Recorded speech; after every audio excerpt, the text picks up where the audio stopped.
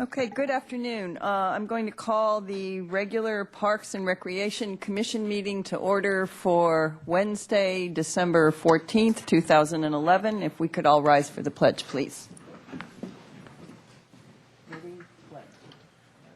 Pledge allegiance to the flag of the United States of America and to the republic for which it stands, one nation, under God, indivisible, with liberty and justice for all. Okay, thank you. Ms. McGill, if you could call roll, please. Chair Wiscombe. Here. Burns. Here. K-Spear. Here. Ferrara. Here. Longstreet. Here. Trentacosti. Here. Intern Yee. Here. And Jacobson is not present. Okay, thank you, Ms. McGill. Ms. Rapp, any changes to the agenda? No, ma'am. Okay, thank you. We had one written communication, a document dated November 17th, 2011, from Mr. Burns regarding his comments on the Library Plaza Improvement Project. That was in your packet. And I will now open it up for public comment.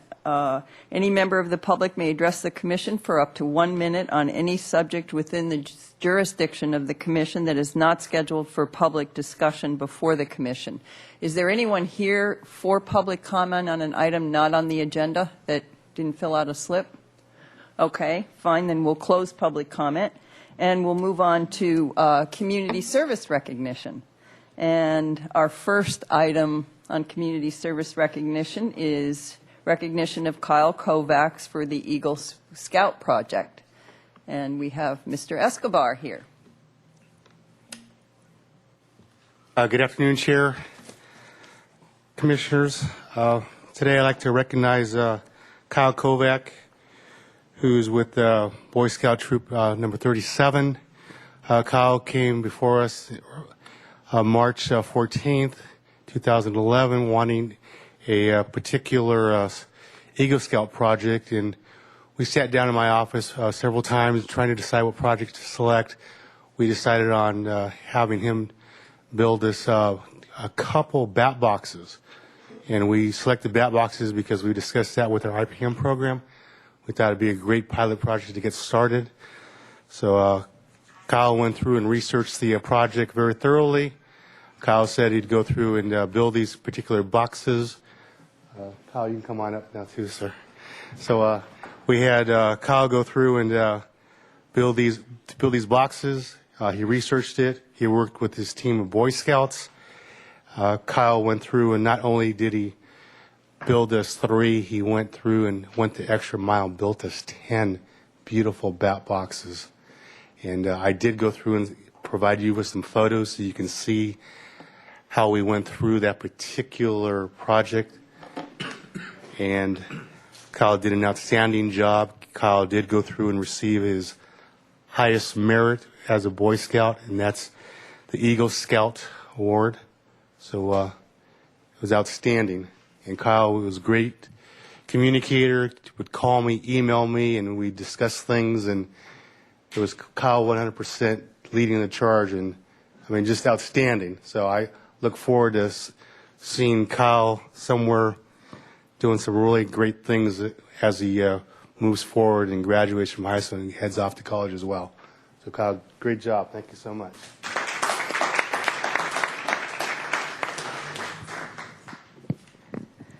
First of all, congratulations on your Eagle Scout.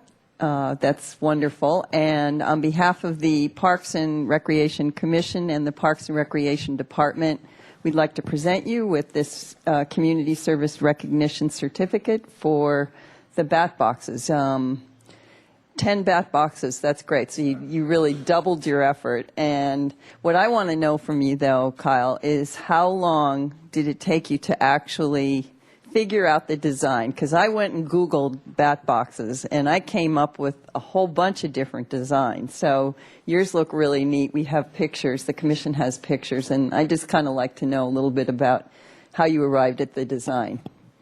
And thank you so much for everything. Well, I got the design from a man that was working with the county building the same style of box, and I talked to him and he knew that I was doing this, and I sort of collaborated with him, and he said, "Oh, I have some plans," and so I just used those and adapted them to this project. That's great. That's great. Does anyone have anything else they'd like to add? Do we have bats residing in our bat boxes now? There-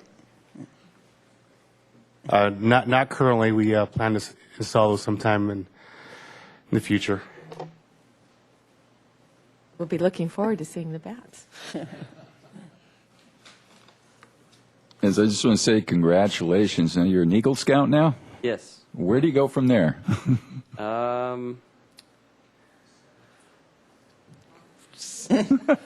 Now I pass my leadership on to the younger scouts and help them attain Eagle.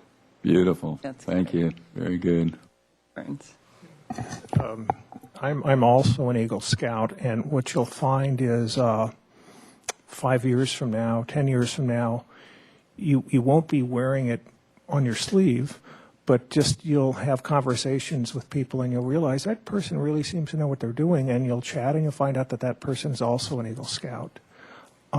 Congratulations. It's a high honor that very few people get, and congratulations. Chair Wiscombe, if I could add my Yes. comments. You know, Kyle, I really want to thank you, and I want to also recognize you as one of many Eagle Scouts who have chosen to give their skills and abilities to help our parks.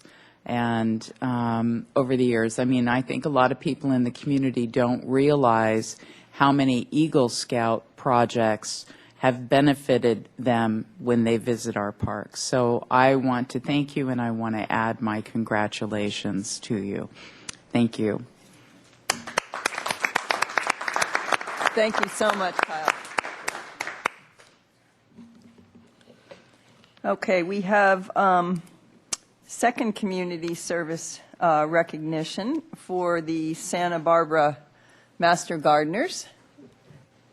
And we have Mark Reed from the golf course here. Welcome, Mr. Reed.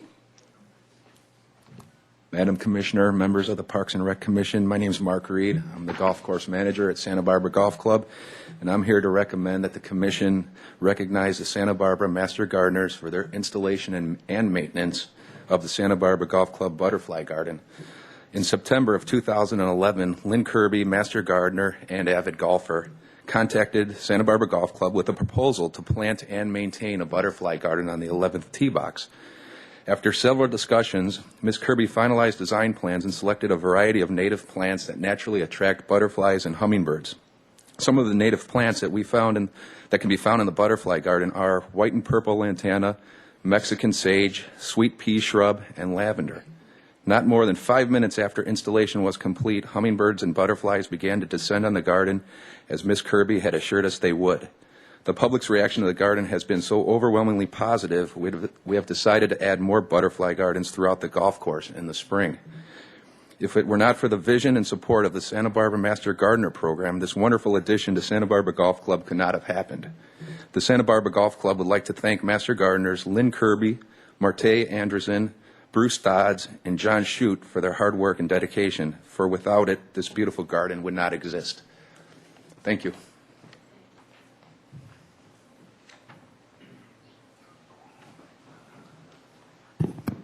Don't be shy. Come on up here. Bruce is leading the race up here.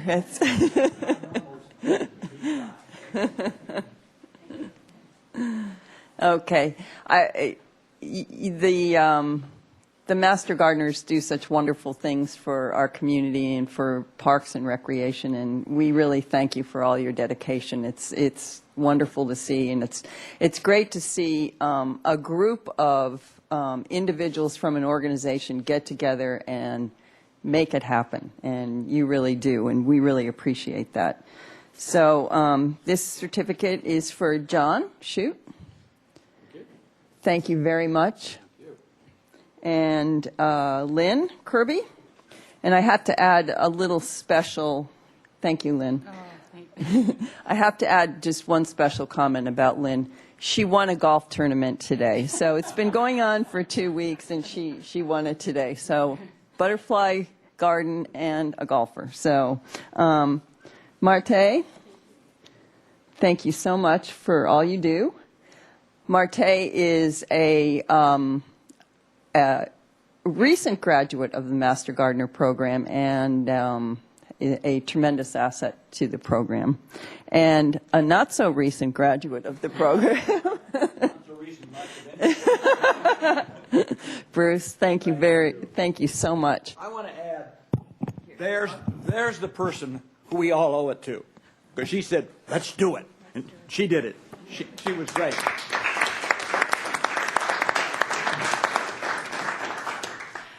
The Master Gardeners and myself would really like to thank you for letting the Master Gardeners take over some of the city parks. We have put in a butterfly garden at Alice Keck Park, and it was a long, hard road, and it's just wonderful to see the public's reaction and the butterflies, and we sponsor all efforts to try to repopulate the monarch butterfly population.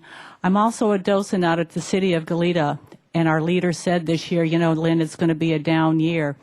And I said, well, anything over what we had last year will be an accomplishment to all of our efforts to try and repopulate some of our native species, including the monarch butterfly. As of last week, we have over 40,000 butterflies at Elwood, and it's truly amazing. We haven't had that many in over 12 years. So if you haven't had the chance, go out and check it out. It's one of our area wonders and not to be missed. Thank you very much. Thank you so much. Does anyone else want to say anything?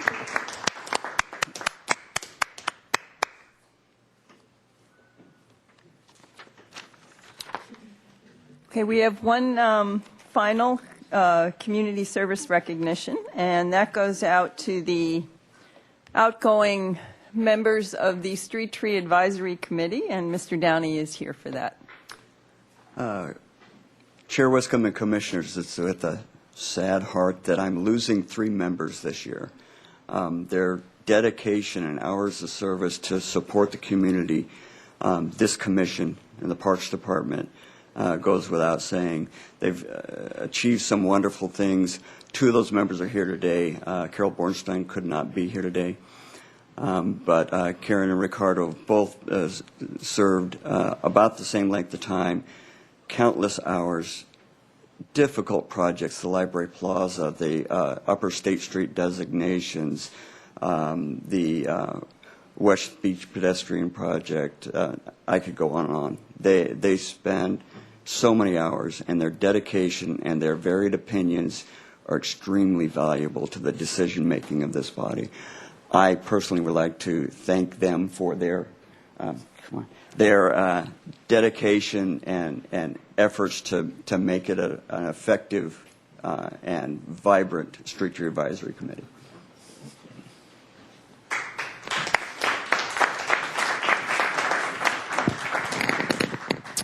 I'm the liaison with the for the commission with the Street Tree Advisory Committee, and I have had the extreme honor and pleasure of working with both of you and with Carol over the last couple years, and your dedication, your input, your opinions, although not always in agreement, have just been tremendously valuable in the kind of work that the Street Tree Advisory Committee does. And you're going to be sorely missed, and I'm sad to see you go. I really am. So on behalf of the Parks and Rec Commission and the Parks and Recreation Department, we want to recognize you for your community service. Karen Chrisman, thank you so much.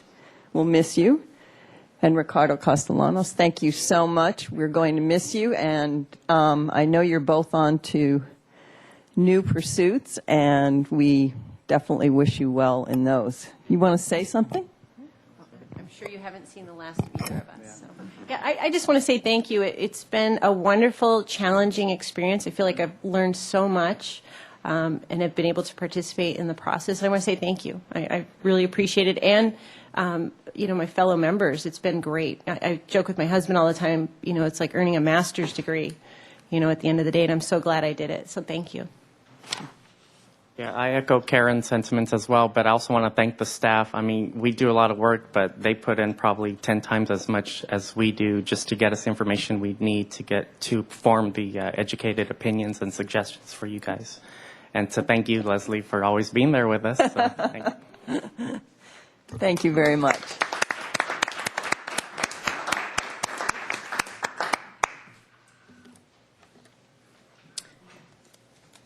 Okay.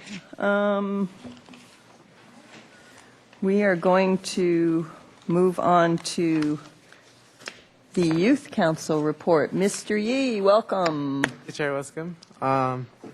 So 2 meetings ago, we had Dr. David Cash come in and present to us about his current goals for the school district. Superintendent Dr. David Cash.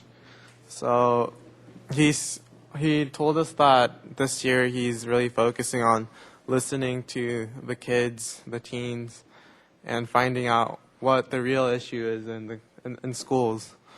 So this year he's holding forums throughout all different schools in Santa Barbara, and he'll be, forming judgments so that he can work to solve those issues proactively in the coming years as the superintendent. And we also participated in the Milpas Parade. It was not as well attended as the State Street Parade, but it was very fun. And for our annual project of the transportation for youth, we went out to the Pal Carnival at the Teen Center, and we were able to collect surveys from teens about the transportation issue among youth in Santa Barbara, because we just believe that teens were not did not have adequate transportation to attend community events such as meetings and the events that we hold as a youth council. So we got an fairly overwhelming response of yeses to the question that the transportation, there is a transportation problem among youth in Santa Barbara. So we will be working further on that in the future. Thanks. Great. Thank you, Mr. Yee. And I believe you're off, right? You're leaving? Yeah. Okay. Thank you so much. And now we're on to the Commissioner Committee assignment reports. We'll start. Mr. Ferrara, do you have anything? Yes, I was at the Neighborhood Advisory Council meeting last Wednesday, and it was a great presentation. I believe it was I don't have my notes with me. I left them at home, but I believe it was the United Way who put on a presentation and how they're working with the parks and putting the parks really trying to, I believe it was a West Side Park, if I could be, Bonnet, yeah, Bonnet Park. They're really, really working well on that right now. They're going to be bringing to our council, to our commission pretty soon, information on bringing in some new trees, really doing a lot to put together that park. It's just, they're working with the community and a lot of volunteers to really do a lot to get that park back up to really, really in great shape. And United Way and many others are working at that. And that was covered at the meeting, where there also is going to be a Christmas dinners. I think it's going to be at the West Side. Is that correct? At the West Side this Christmas tomorrow night. And that's good. They're going to be there, and they're going to have Santa Claus there, Spanish-speaking Santa Claus, and it's going to be really, really nice. So, yeah. Thank you very much. Ms. Longstreet? I was unable to attend the Neighborhood Advisory Committee meeting because we had a conflict with Front Country Trails. We hadn't met since last April. We've had kind of a hiatus due to some staffing issues in the three agencies.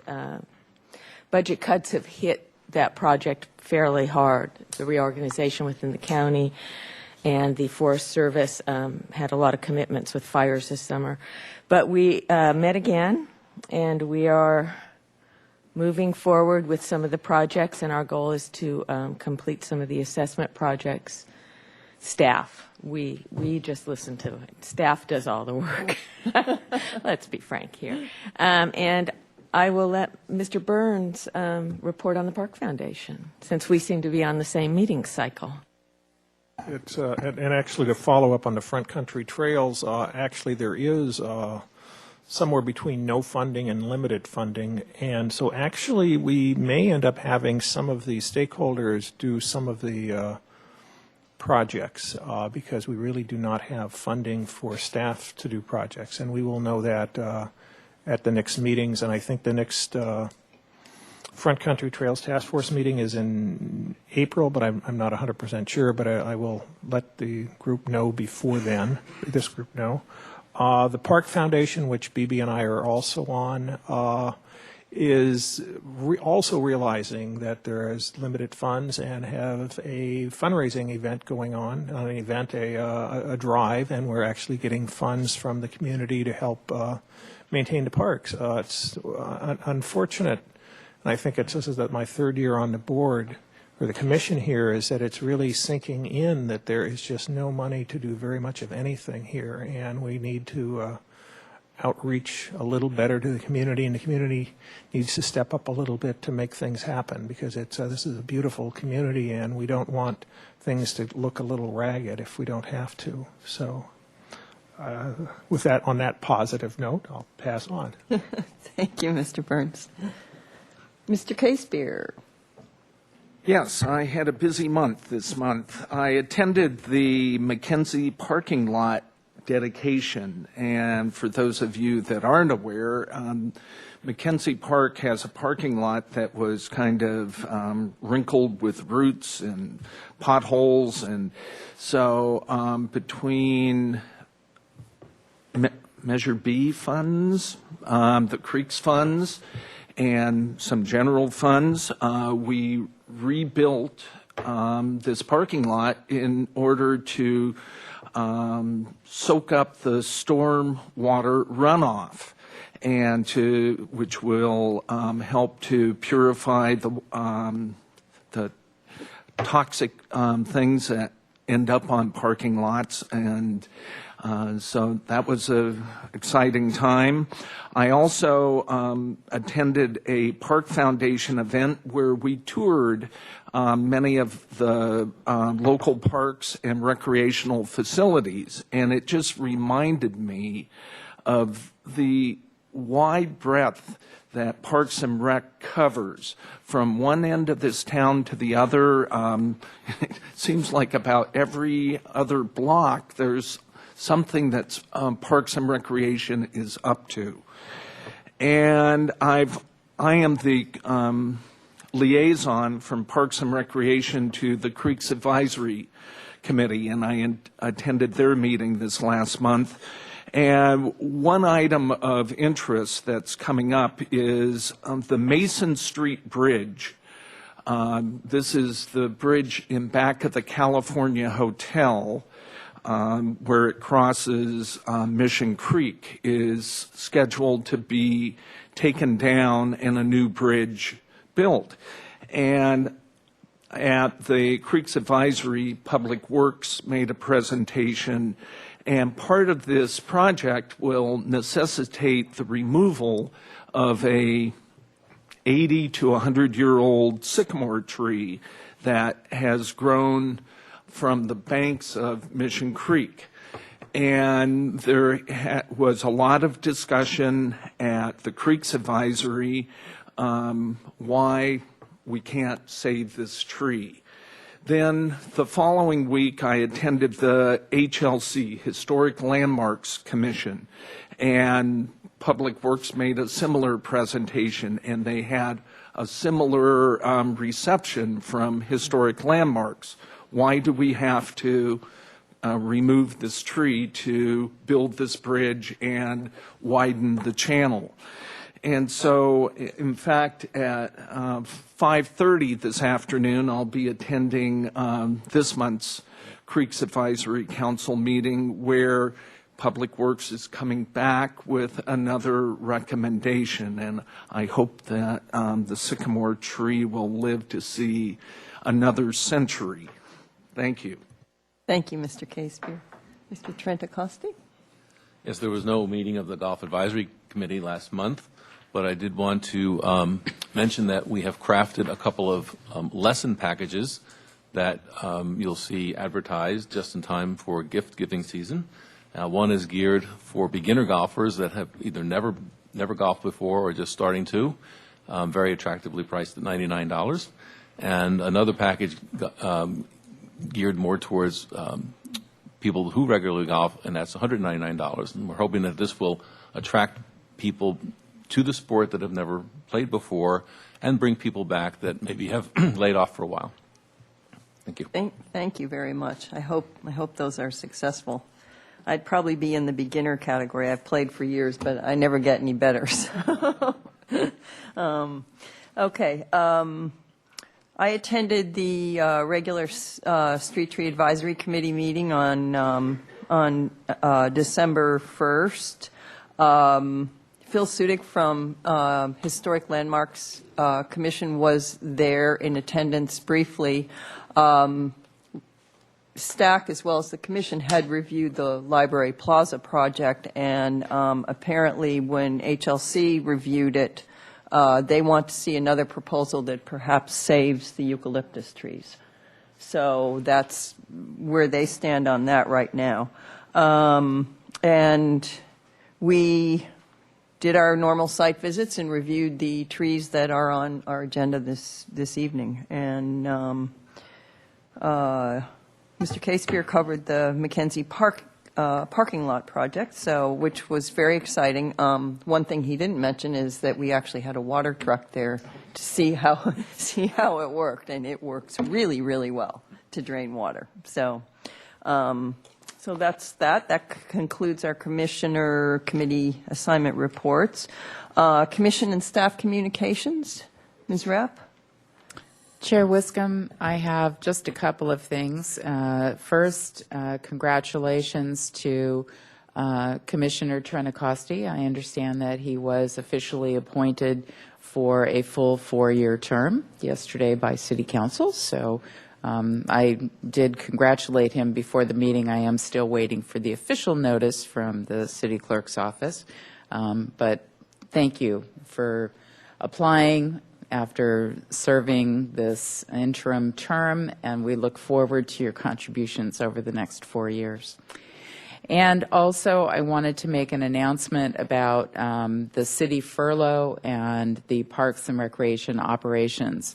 So the city, the majority of city offices will be closed December 19th through January 2nd for unpaid furlough for city employees, as well as a couple of holidays that are in there.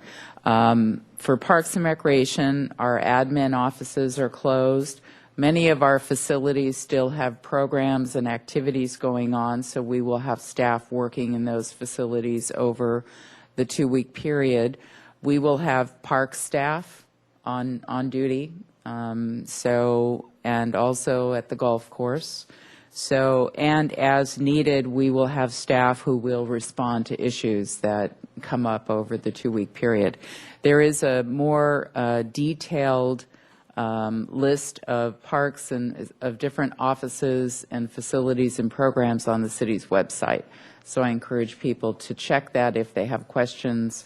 And there are also contact numbers should something come up over the 2 weeks. So we are all very responsive in these times, even though it's furlough. So, And I think that's it.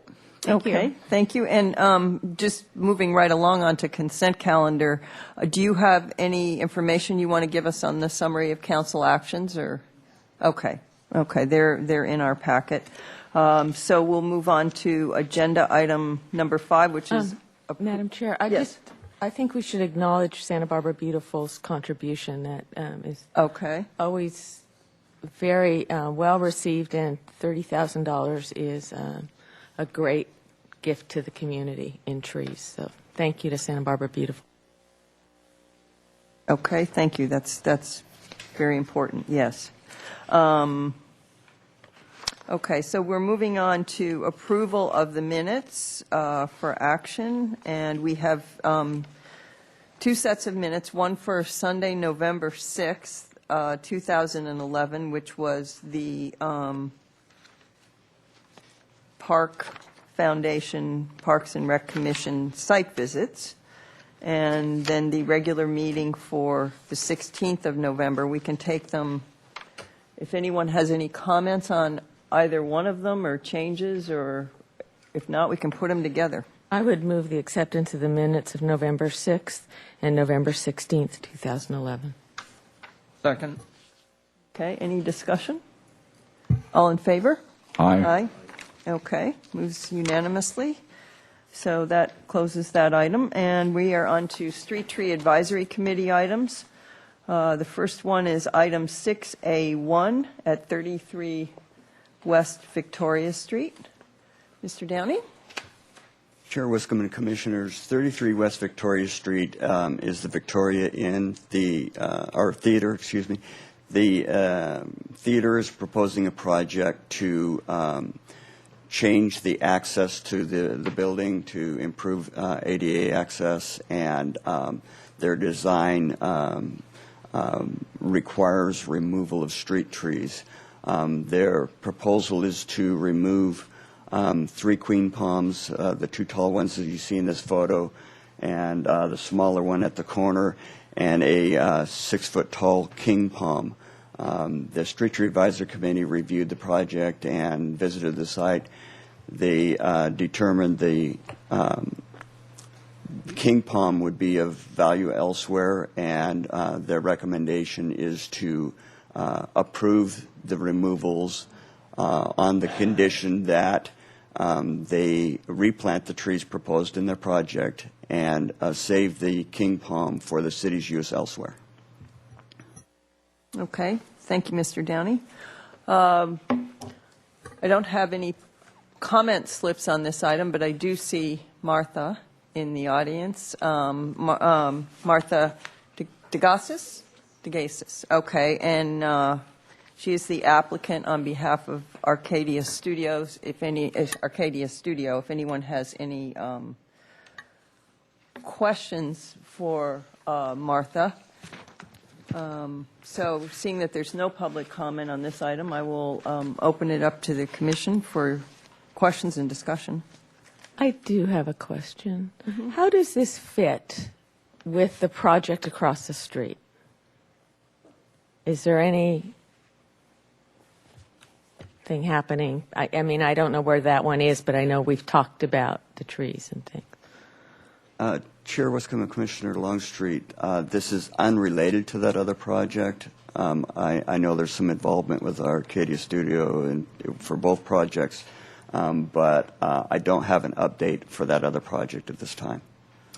The 34 West Victoria Street, which is now occupied by the Vaughn's store, is a mixed-use and market project that's going to be, we think, beginning demolition very soon. It's just getting final comments from the building department right now. So I think they'll be commencing demolition of the market and salvage and so on. If that's your question, the street trees that are approved and proposed in front of the little shops and the open-air market there on the corner are Cassia spectabilis and Eucalyptus salmonifloa, which is a small, did I pronounce that correctly? It's a small salmon called salmon gum. It's a small-scale eucalyptus, well, 30-foot, but rather airy and open in profile. And everybody's familiar, I think, with the Cassia leptophila. The splendid is a little bit tidier tree than the leptophila. Still the golden flowers. So our project involves, I think you've probably seen the site plans and so on, moving the curb line out to create almost a plaza effect in front of the theater to allow a handicap ramp and to allow a bit of pooling space in front of the building, because right now, these familiar with it, the steps go and descend right from the little lobby that they have right onto the sidewalk, and it's actually a little bit dangerous. So the curb is actually moving outbound, and that's why we need to remove the street trees. The trees that we're proposing to replace are, again, the queen palms, and the limited planting areas would allow us to put about a 12-foot clear or brown trunk tree in the place of the removals. So we have a total of 2 flanking the entry to the building at the sidewalk or the curb line, and then another 3 farther down in the broader or longer planting area toward Chapala Street, and then 2 additional queen palms that sort of mirror the street trees. I guess, Yeah.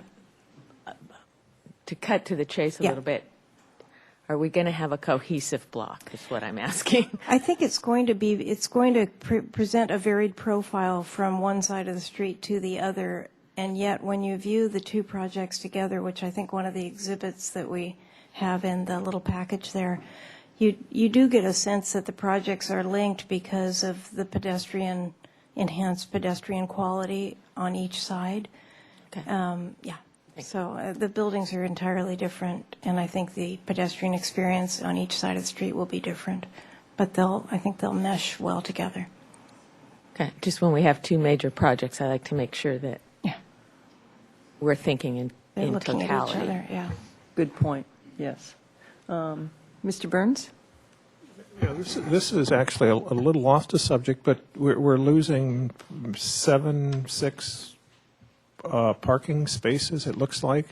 And it's not really anything we really look at, but did somebody else look at that? Yes, it has been approved by the different city agencies that have studied that. It's been through a fairly lengthy process of review, so. We're sometimes in a silo and we never know what else goes on. Okay, Mr. Ferrara? Now, you could be replacing the trees with 6 12-foot queen palms, correct? That's correct. How far, did you say they're going to be 12 feet apart? No, 12-foot height. 12 foot high Yeah. when they're put in. How far apart are they going to be from what placed in there in front of the? The spacing is not much dissimilar from what we have now, and I'm embarrassed to say I haven't really done that exact measurement, but Tim, do you have a sense of? Yes, Chairwoman and Commissioner Ferrara, the plan is in your packet. They are showing the locations of the trees proposed. I'm guessing there's something like 30. The trees that are at the corner near Chapala are probably, I'm guessing 15 to 17 feet apart, and then the others are more widely spaced and respect the symmetry of the building. And on my second part of my question, I guess for conformity, you want them all to be 12 feet high, so they're the same height, because you're going to be taking out some queen palms that are much larger, I guess 35 to 40 feet, and one 25-footer.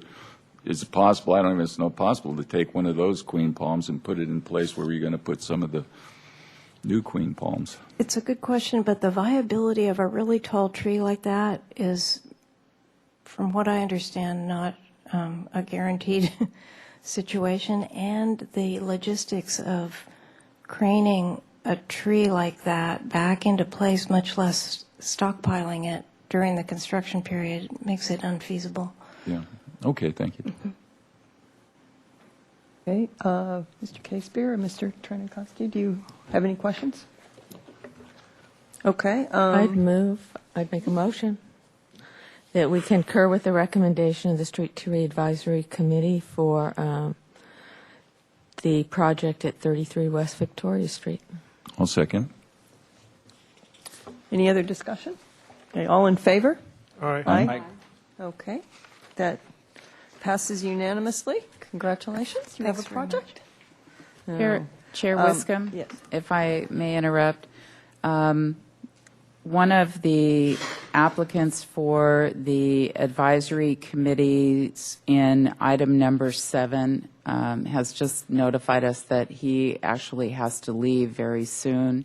And I'm wondering if, since he's here, you wanted to take advantage of being able to interview him, and then you can continue with the interviews when we get to that item. Okay, who is it, please? It's Billy Goodnick. Okay, that's fine.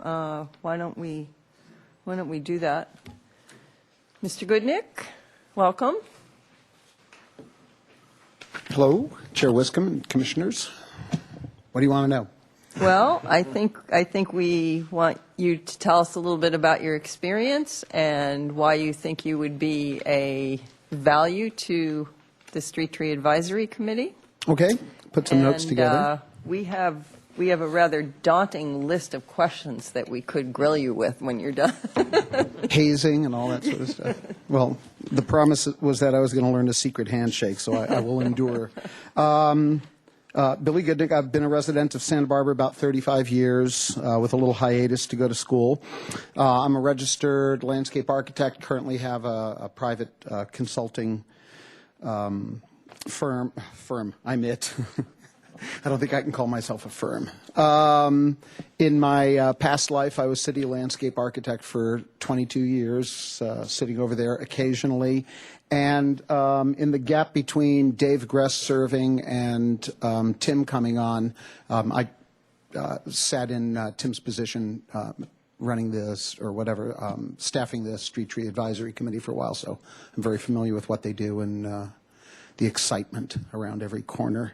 I also teach landscape design at City College, and through adult education, I'm on the board with Santa Barbara Beautiful and serve on a landscape design committee with the Santa Barbara Botanic Garden. What else? I teach, lecture, have a few magazines and blogs that I write landscape design related stuff. Mari Tremon threatened to do harm to my dog if I didn't apply. Not really. She encouraged me greatly. Also, being on the committee will help ease my guilt when I lay the occasional bomb on the city for things they do in my writing. You know, once in a while I speak my mind. What else? My tree background is general. I don't have training in arboriculture, but from a design point of view and 45 years or so in the landscape world, I know a lot about trees, not as much as some of the people here. And I think I'm going to learn a lot from it. There's a whole bunch of trees I just drive by, look at, and sort of scratch my head and say, I wish I knew what that was. I'm also a pragmatist. As much as I like plants, I understand the practicality of things like the project that was just up there, and sometimes you have to break a few eggs. So I think I'll be fair-minded and tenacious when I need to be, and flexible when that's called for, too. Anything else I had in here? Other than Mari said this is a cakewalk, and then I hear Tim saying countless hours that he's thanking people for. I'm not quite sure what I'm stepping into. There's something between countless and cakewalk, so that's my background. Okay. You'll find out later. Yeah. Thank you. Watch what you ask for, because you just might receive it. Do any of my fellow commissioners have any questions for Mr. Goodnick? I'm going to ask one of the questions here, if I may. Yes, please. It's on our list here. So let me ask you this, Mr. Goodnick. If somebody requests a tree to be removed, do you go along with it, or do you try to talk them out of it? Neither. I'm part Vulcan, so I take all the information in and make a decision based on what they're asking for and the reasonableness of it, and also listen ardently to the rest of the people on the committee, because there's always more than one point of view. Great. It's not a binary decision. Very good. Thank you. And Yes, Mr. Trenicosti? So besides the mayhem that was threatened on your dog, why else would you want to be on the commission?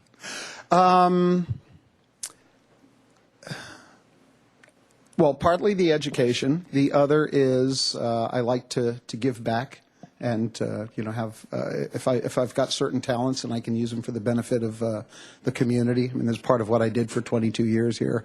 It certainly wasn't the paycheck that kept me on the job. So I like to give back to the community. Sure. Anyone else? Just can't stay away, huh? Okay. Mr. Goodnick, thank you very much for applying. We truly appreciate it, and we will be back to the item when we get back to it after we finish the Street Tree Advisory Committee items. And I'll be cranking out potato latkes for 12 people, so. Okay. I'll watch the news tonight. At least you're not going home to protect your dog. That's a good okay. I think Lauren was kidding a little. Thank you again. You're welcome. Okay. So we are on to, back to Street Tree Advisory Committee items. We're on to Agenda Item 6B1, 947 Jimeno Road. Mr. Downey? Chair Wiscombe and Commissioners, 947 Jimeno Road is a property behind the applicant's property. The applicant lives on Alameda Padrecera. They have had a deal with this property owner for many years to prune these trees under our tree view ordinance. The applicant is seeking to remove them and is interested in preserving their view. The other concern raised was that they are a fire hazard. We talked to the fire department on that issue, and they are not making a determination that these are a fire hazard at this time. The Street Tree Advisory Committee reviewed the application and determined that the reasons didn't justify the removal, and the recommendation is to deny. Okay, thank you, Mr. Downey. And we don't, let's open it up first. Questions. Do we have any public comment on this item? Okay, so we'll just open it up to the commission for questions and discussion. One, Mr. Casebeer. Seeing that there isn't much discussion, I'll make a motion to approve staff's recommendation to deny the removal of the eucalyptus tree at 947 Jimeno Road. Second. Second. Okay. Any other discussion? I would assume you meant eucalyptus trees. Yes. Okay. Yes, Mr. Farrar, sorry. I did want to, I was going to have a comment on it, but I went out and took a look at the trees today, and I think they're everything looked really well kept. I walked in different areas in front of by the trees and in front of them, trying to place myself in the front room and looking out, and it didn't seem like the views were blocked much at all. In fact, there was a very good views from all the rooms there, and I didn't see the trees as interfering with views at all there. They seem to be well maintained, very far from the power line, so I concur with the motion. I really believe that they're in good shape. Thank you, Mr. Farrar. Okay. Any other discussion? Okay, all in favor? Aye. Okay, that carries unanimously. I will state that any action of the Parks and Recreation Commission made pursuant to the Municipal Code, Chapter 15.24, Preservation of Trees, may be appealed to the City Council within 10 days. Okay. We are moving on to item 6B2, 16 Alameda Padrecera. Mr. Downey? Chair Wiscombe and Commissioners, 16 Alameda Padrecera, the property has 3 king palms. The applicant planted these palms many years ago, and his concerns are when he looks out his window, all he sees is telephone poles, and he intends to see palms. He is proposing to replace with bottle palms. The committee determined that replacing with bottle palms would be a good idea. However, they did not concur with the reasons to remove these trees at this time. They commented that the palms could be planted now and potentially reapply for the removals at a later date. The second reason that the applicant is wanting to remove these trees is their height is becoming a maintenance issue for him.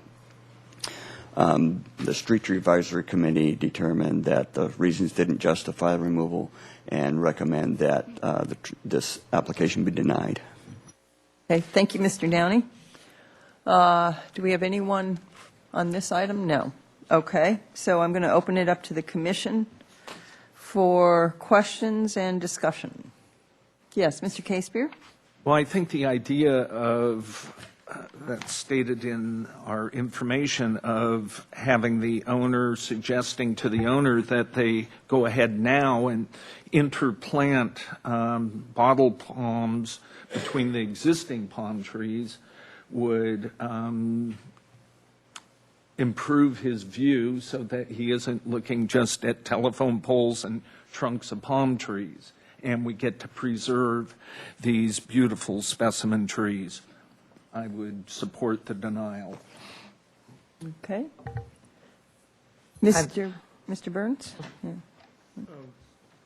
Maybe I misread what I had, but are we suggesting that we ask the applicant to plant some bottle palms, and then sometime later, 2 years, 3 years from now, he comes in and then can take out these trees? I thought that was there, but I wasn't sure. Here with Commissioner Burns, any applicant is denied removal has the ability to come back and request removal at a later date, specifically if the conditions have changed to warrant that removal. The suggestion from the Street Tree Advisory Committee is that they try the small palms for a while and decide whether or not they still want the larger trees removed, and at that time they can make a decision to come back if they still want the palms removed. Anyone else? Okay, I think the suggestion was a good one from the standpoint that, perhaps the solution is not removing these trees, but doing something in between them, and to see if that alleviated the telephone pole view that they were seeing. So I would make a motion. Yes. I'd make a motion that we concur with the recommendation of the Street Tree Advisory Committee at 16 Alameda Padre Serra. Second. Okay, Mr. Casebeer seconded. Any other discussion? Okay, all in favor? Aye. Aye. Okay, that carries unanimously. Okay, we're moving on to item 6, and I'm, again, it is, the action of this commission may be appealed to City Council within 10 days. So on to item 6C1, 712 North Aliso Street. Mr. Downey? Mayor Wiscombe Commissioners, 712 North Aliso Street is an Aleppo pine tree that the applicant planted after using it as a live Christmas tree, planted in his yard. At some point, the tree started to fall over, reestablished itself. The Street Tree Advisory Committee reviewed the application, and although the root pruning is not likely to cause any additional harm to the tree, the adjacent private sidewalk is impacted by the tree, and they saw a opportunity to plant a street tree in front of this property. The tree is on the property where the driveway is in this picture, and the home is a separate property, just to be clear there. But the Street Tree Advisory Committee recommends that this be approved on the condition that they plant the designated street tree in front of this home to compensate for the loss of this tree. Okay, thank you, Mr. Downey. Anyone here? Okay. Oh, did you fill out a slip? Are you here to speak on this item? Okay, did you fill out a slip? Okay. You will need to fill out a slip. You may do so after you speak, if you'd like to. Come up and speak. Please come up to the mic, Mr. Tyburn. I'll give you. Thank you. I'll give you 2 minutes. This is a beautiful tree, and if indeed the root ball is not lifting out of the ground, if it's stable, if they would just give this tree a good pruning, it would stay stable for a long time, if indeed it hasn't lost root system on the uphill side. If it has lost, if there's a bulge, the earth is lifting up, then it may be too late to save this tree. But this is a knockout tree, and it surely needs thin so the wind doesn't continue to push it in the direction that it's going. Okay, thank you very much. If you would just fill out a speaker slip and turn it in, I'd appreciate that. Thank you. Okay, that closes comment on this item, and I'll open it up to the commission. Yes, Mr. Ferrara. Thank you, Chair Wiscombe. My question is, at what point does the city staff and the owner get together and decide when to put in a tree on the property, and where would it be? What part of the property? Would it be in the same location or near it, and the timeline there? Chair Wiscombe and Commissioner Ferrara, before I could issue, if the commission approves this removal, before I could issue a permit, we would have to come to an agreement about the placement of the replacement tree.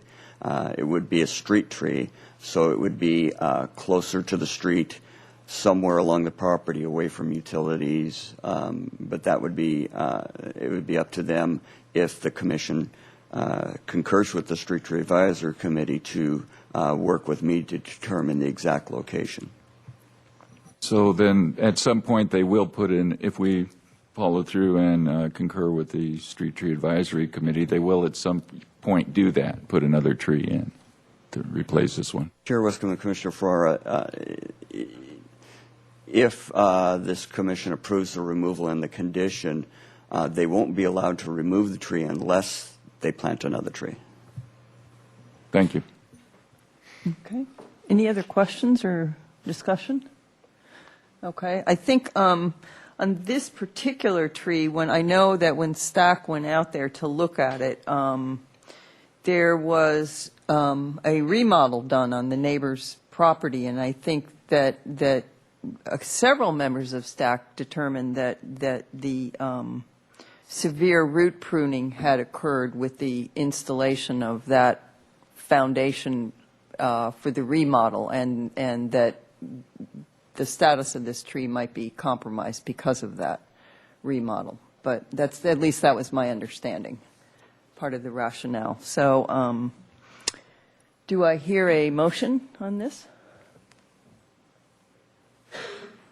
Well, let me at least make one motion today. I don't want to. I move that we concur with the Street Tree Advisory Committee and approve the removal on the condition that the applicant replaces a new designated street tree with in conjunction with staff beforehand on 712 North Alisos. I'll second that motion. Okay. Any other discussion? Okay. All in favor? Aye. Aye. Okay. That carries unanimously, and that concludes our Street Tree Advisory Committee items. Thank you, Mr. Downey. We have no old business. We're on to new business, which is the Advisory Committee interviews and appointments for action. So we're going to start with integrated pest management. And we have, I believe, two incumbents here to to speak. So we're just going to go in alphabetical order. Give each one chance. If you just come up and, since you're incumbents, tell us about your experience, why you want to be on the committee again, and just very briefly, I'd appreciate it. The first one is Greg Chittick. Welcome, Mr. Chittick. Madam Chair, members of the Commission, my background is in engineering, and I do a lot of EIRs and SQL analysis.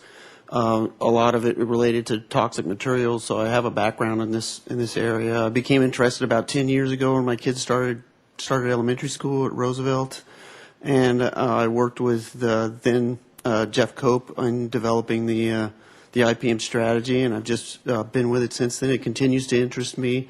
I find the balance between when to use pesticides and when to not use pesticides challenging, and it's fun to try to figure it out. And I like community service. I do a lot of things in the community, so I'm interested in continuing. Okay, thank you, and thank you for serving. Does anyone on the Commission have any questions they'd like to ask Mr. Chittick? Mr. Ferrara? How do you feel about pesticides? Well, there's certainly times when they should be used, protecting public health or issues that we've had at the golf course, the airport in general. But I'm much more, have many more reservations when they're used around children or in parks, and we need to be very cautious in those situations. Very good. Thank you. Any other questions? Mr. Burns? I'll start my question with a comment. Greg, it's nice to see you. Our kids were connected at Roosevelt many years ago. And mine's out of high school, so I don't know who yours must be also. Almost. Yeah. One of the things that we're dealing with is trying to get more done with less money. Do you see anyone in your group, or another group that might be able to help do more volunteer work in the community that we might pull on to help us do stuff? Any thoughts on that? Well, it's certainly something I agree with. You know, the model that we sort of have at the Rose Garden, where there's a fairly large group. There's a smaller group at Alice Keck that it would be good to build on. The one. Santa Barbara Beautiful, I think you mentioned. I know the Parks has done some work with them, and they've been great. But building on that is definitely one of our priorities and something that I think we need to do, particularly when we don't have the money for staff these days. I don't see any specific other groups. I've worked some with Estelle Foster to try to bring in some volunteering there, but it's not been at the level that we really need. So I think it's a challenge.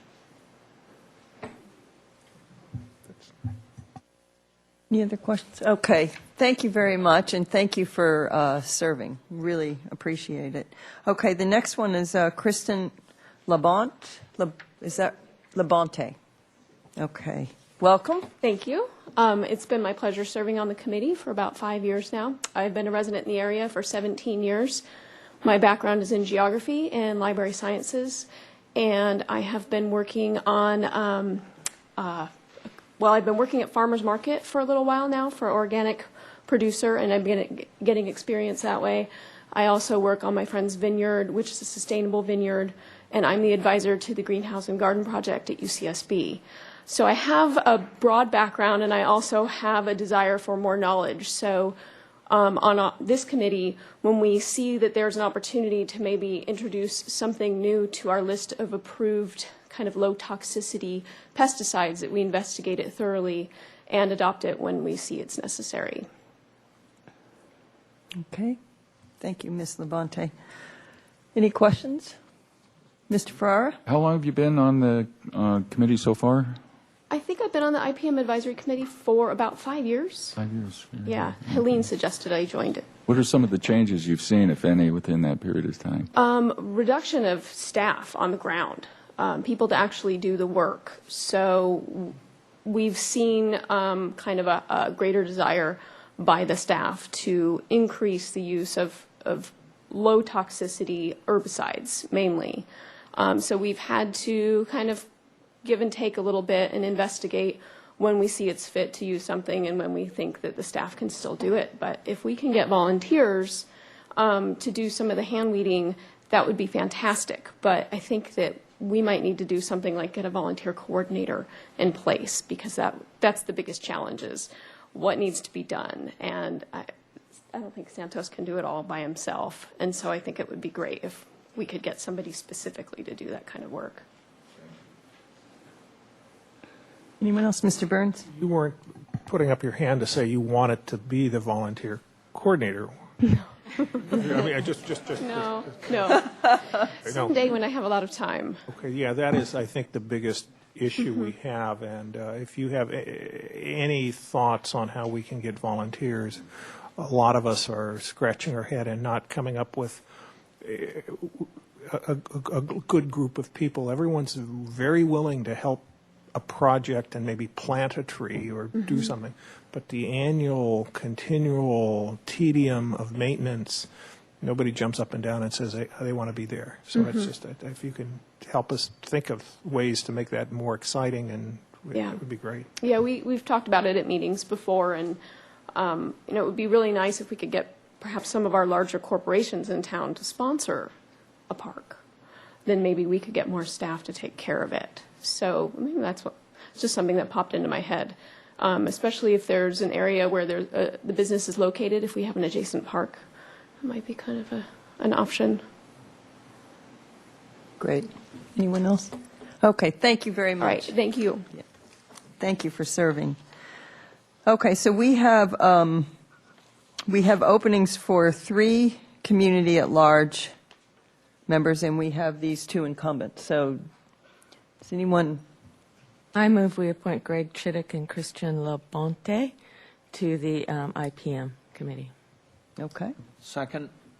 Okay, any other discussion? Okay, all in favor? Aye. Aye. Okay, that carries unanimously. Chair Wiscombe, if Yes. I could make an additional note for the commission.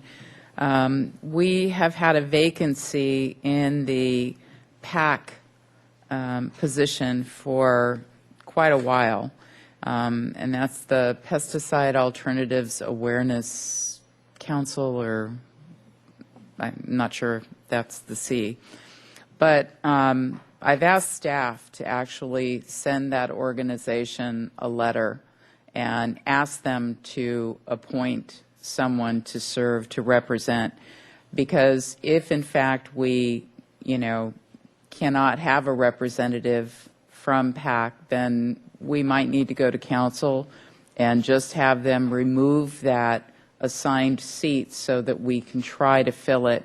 It's difficult enough, and I really want to thank the people who are serving on the IPM committee, and very especially I want to thank Greg Chittick. He has, served with us for a number of years, and we were very pleased when he did volunteer to serve on the IPM committee. So I think to keep the committee viable, we may need to have more flexibility. So we will let you know what we are able to work out with PAC, and we'll be back before you in one way or the other related to that seat.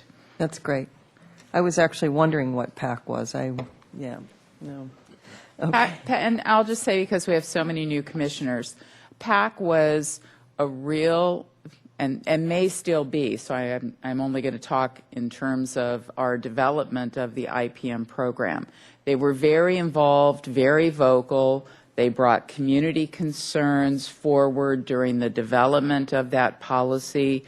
They did have a representative that served on the IPM committee for a number of years. And now we have not had good luck in getting them to have a representative. So times change, organizations change. We don't know what their situation is, so we will reach out. But if we cannot get a representative, then I think it's appropriate that we take the issue back to council. Okay. Thank you very much, Ms. Rapp. That's great. Okay. Now we're going to move on to the Street Tree Advisory Committee. We have 2 vacancies for community at large residents, and we have 2 applicants. So these are residents of the city that have applied, and there's 2 of them, and we have 2 vacancies. And we've just heard from Billy Goodnick earlier, and I would ask Mr. Desmond O'Neill to come forward, who is the other applicant. Welcome, Mr. O'Neill. Thank you. Good afternoon, Madam Chairman, members of the Commission. I've been a resident of the city since 1969. I served on the Park and Recreation Commission for 3 terms between 1982 and 1994 and was chair several times. I originally went on the commission because of my recreational interests. I was, for a long time, the president of the Santa Barbara Athletic Association, which is the local running club, but during my time on the commission, I became interested in the park side as well. At the time, fellow commissioners included Bruce Van Dyke and Dick Rifero, and some of you may remember them. Dick passed on a couple of years ago. Bruce Van Dyke is still around. Dan Condon was the city arborist, and they encouraged me to start coming to the STAC meetings, which I did. And eventually, after Bruce and Dick left the commission, I became the designated representative from the commission to that body. I ceased to be a member of the commission in 1994, but continued sporadically and more recently pretty regularly attending STAC meetings, and have over the years probably put in hours and hours every year on those tours and meetings. I'm a longtime member of Santa Barbara Beautiful, served as president. I'm a longtime member of the Park Foundation and served as president of that organization. As a matter of fact, I'm one of the 3, along with Larry Crandell and Richard Johns, who revived that organization, and I can personally claim credit for having named it, although that didn't take a lot of imagination. I want to emphasize, I am not an arborist. I am not trained in horticulture. But I have acquired over the years a working library, reference library, and a pretty good, mostly I think my contribution has been a sort of reference point on what STAC has done in the past in similar situations to ones which we face now. I'm not a voting member, but at least I can say, well, I remember back in so-and-so we had a similar application. This is what we did. These were the reasons. These are not good reasons, at least historically, for the commission. I've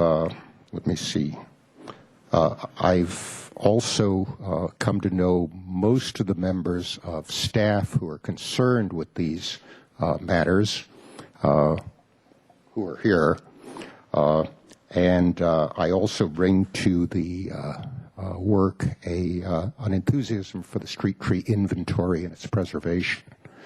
I'll be happy to answer any questions that you may have. Yes, I'm willing to make the time commitment. And yes, I'm willing to haul my handbooks along on these tours. Thank you, Mr. O'Neill, and thank you for all your service to the community over the years. Anyone have any questions? Okay, Mr. Farrar. Yes, Mr. O'Neill, what's motivating you to get back on a committee again? Well, I was never really away. As I said, I've continued to attend meetings. It's just a matter of becoming a voting member again. Good, good. Now, how do you feel about trees on private property? Do you think they should be regulated by the city, or? Well, that's a matter of setback. Under the ordinance, various areas have different setback limits, but clearly trees within the setback become part of the streetscape, if you will, and those, I think, are appropriately regulated. beyond the line limits, which are either 5 or 10 or 15 feet. Occasionally there are areas where there is no setback at all, usually with commercial buildings. Then the owner is free to do what he or she will with the trees. But I think there is a proper place of concern for trees within the setbacks. Thank you for that. Okay. Great. Thank you, Mr. O'Neill. Thank you very much. Anyone else? Okay, so I think we could proceed with perhaps entertaining a motion for the 2 community at-large members of, proposed members of STAC that are city residents. Would someone like to make a motion? I would move that we appoint Billy Goodnick and Desmond O'Neill to the 2 community at-large resident positions on the Street Tree Advisory Committee. Second. Okay. Motion's made, seconded. Any other discussion? All in favor? Aye. Aye. Okay, that carries unanimously. Welcome to STAC. Okay. Chair Wiscombe? Yes. If I might, before we begin the next interviews, I do very much want to thank all of the applicants who are not residents of the city who have applied to serve on the Street Tree Advisory Committee. It is very unusual for us to have so many people express interest in serving on this committee, and you bring extensive, very applicable and interesting backgrounds for the Street Tree Advisory Committee. So I really want to thank you, and I appreciate the time that you've put in thus far, and hope that we'll continue to see this level of interest in the Street Tree Advisory Committee as we go forward. It is pretty remarkable. We have, based on the experience of the applicants, we have a very tough decision tonight. So we have 1 community at large non-resident vacancy, and we have 7 applicants. And I will just do them as they are in our agenda packet in alphabetical order. And if you could come up and just tell us a little bit about yourself and your background and why you feel you would be a good addition to STAC, we would appreciate that. So the first one is Julie Broughton. Did I get that right, Broughton? Welcome, Ms. Broughton. Thank you for allowing me to come in and do this. I didn't realize I was in such tough competition here. I'm a lifelong resident of Carpinteria, so I was born and raised in Carpinteria. I'm 3rd generation from the Santa Barbara area. So I've grown up here. I've been around this area, seen it changed over quite a few years.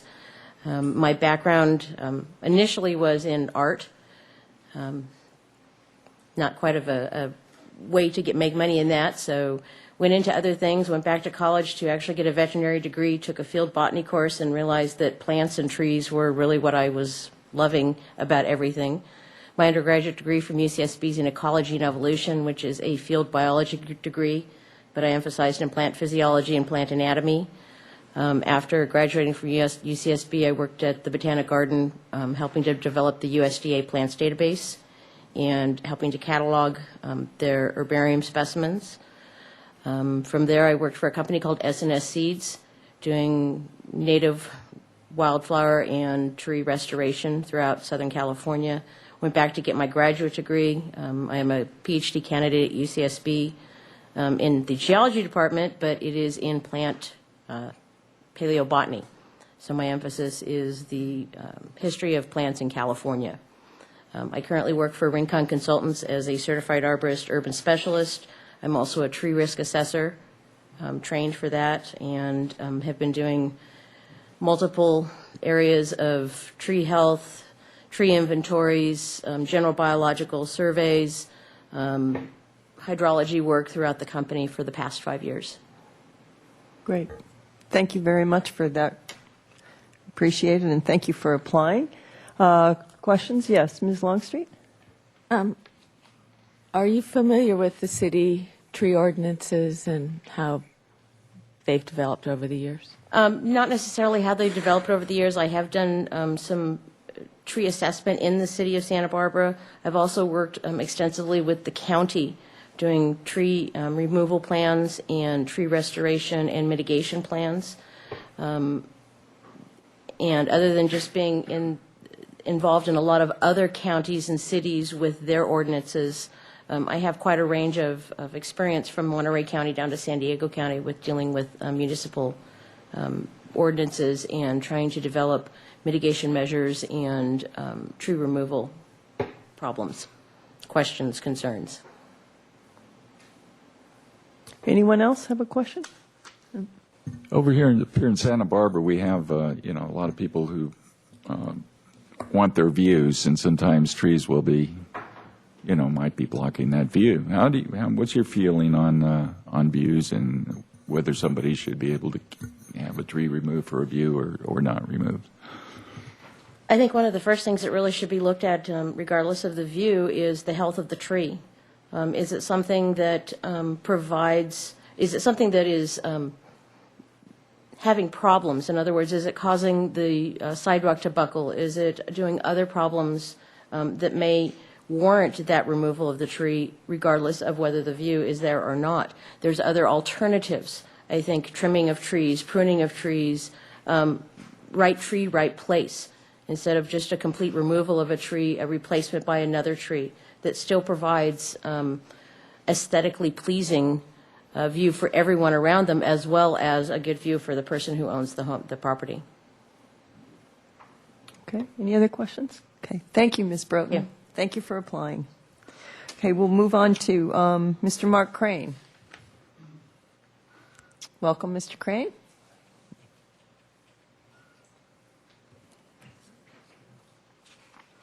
Madam Chair and Council, Mark Crane, Mark Crane's Tree and Arborist Services. I've had a tree service in this town for 15 years and have been an arborist for 12.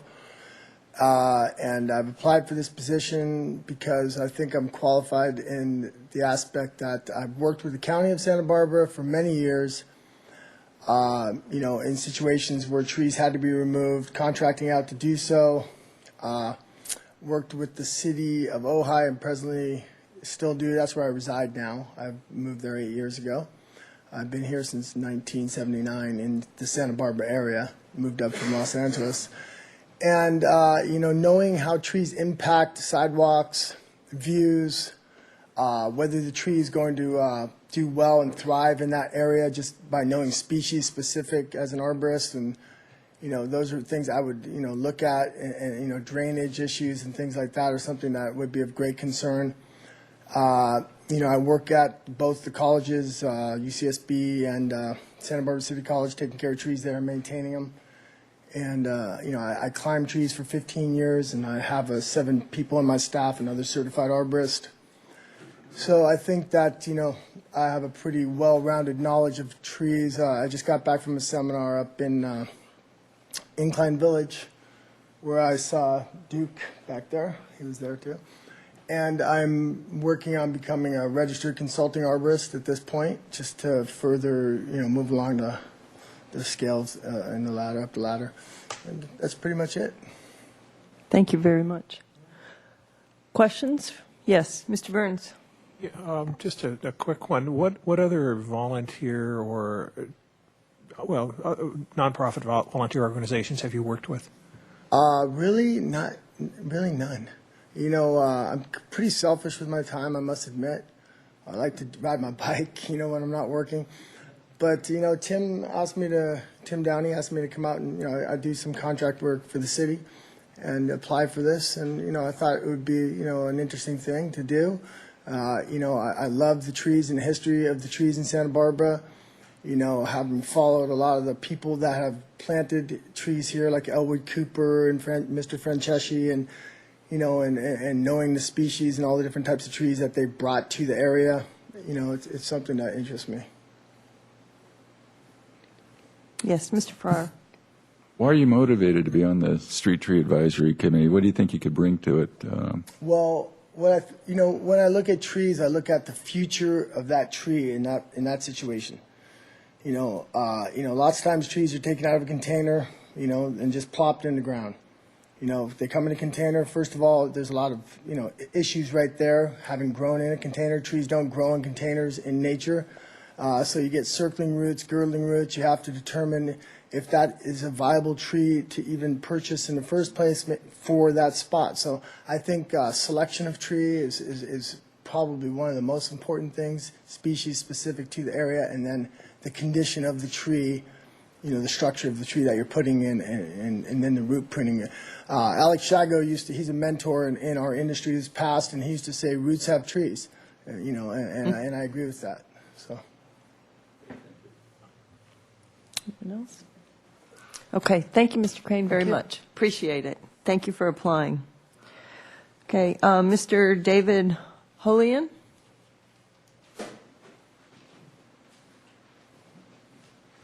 Welcome. My name's Dave Holine. Been in the tree care industry for about 28 years. I'm a board certified master arborist. I've got a degree in horticulture from Cal Poly, San Luis Obispo. I've also got I'm certified as a applicator. I've got an applicator's license.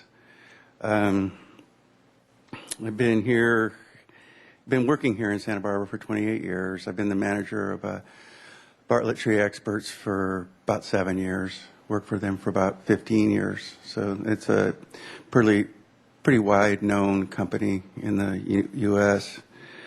I think what I can bring to the group would be I'm pretty good at tree structure evaluation. I'm real good at soil management. I do disease and insects. I'm pretty good at that. Never done any public work at all, but I feel that this is my hometown. Although I live in Ventura now, lived here for a really long time, and I've seen it improve over time. And I'd like to be a part of that, and I think I can help the committee people. I'm pretty good at working with people, so I think I can help out. Do you have any questions for me? Anyone on the commission have any questions? Are you familiar with our street tree ordinances? Yeah. Well, I haven't memorized it yet, but I have. I've gone to Tim's seminars on it, and what I do know about it is you better ask Tim before you do anything. That's just the way I feel about it. Why? There's some challenging things that happen in Santa Barbara. As you were saying before, the view clearance thing, nobody's ever happy. It never makes anybody happy. My feeling on that is I'd really not like to have a hacked up tree in our community. And so in some cases, I think it'd be better to take one down than to have this horrible thing sitting there as a view clearance. That's the way I feel about it. Okay. Any other questions? No. Thank you. Any other questions? Thank you very much. Thank you for applying. Appreciate it. Okay, we are on to Warren Duke McPherson. Welcome. Thank you. Thank you for this opportunity. I came here in 1958 and went to UCSB, graduated in 62. I think the coral trees out there got me started on trees. They're just splendid. And somewhere in the 60s, I got a tree service going. And at present, I do consultation. I'm a certified arborist. This position kind of combines two different things for me. One is I like to volunteer when I get a chance. And I, for instance, in the 60s, volunteered with Bruce Van Dyke under Pearl Chase, her Plans and Planning Committee to take tours around Santa Barbara County, which is a lot of fun. And at this point, I'm on the garden committee at Casa del Herrero. You might know about that wonderful place. It's a nonprofit organization. Also, I volunteer a lot in habitat restoration, which runs in my blood. Just love it.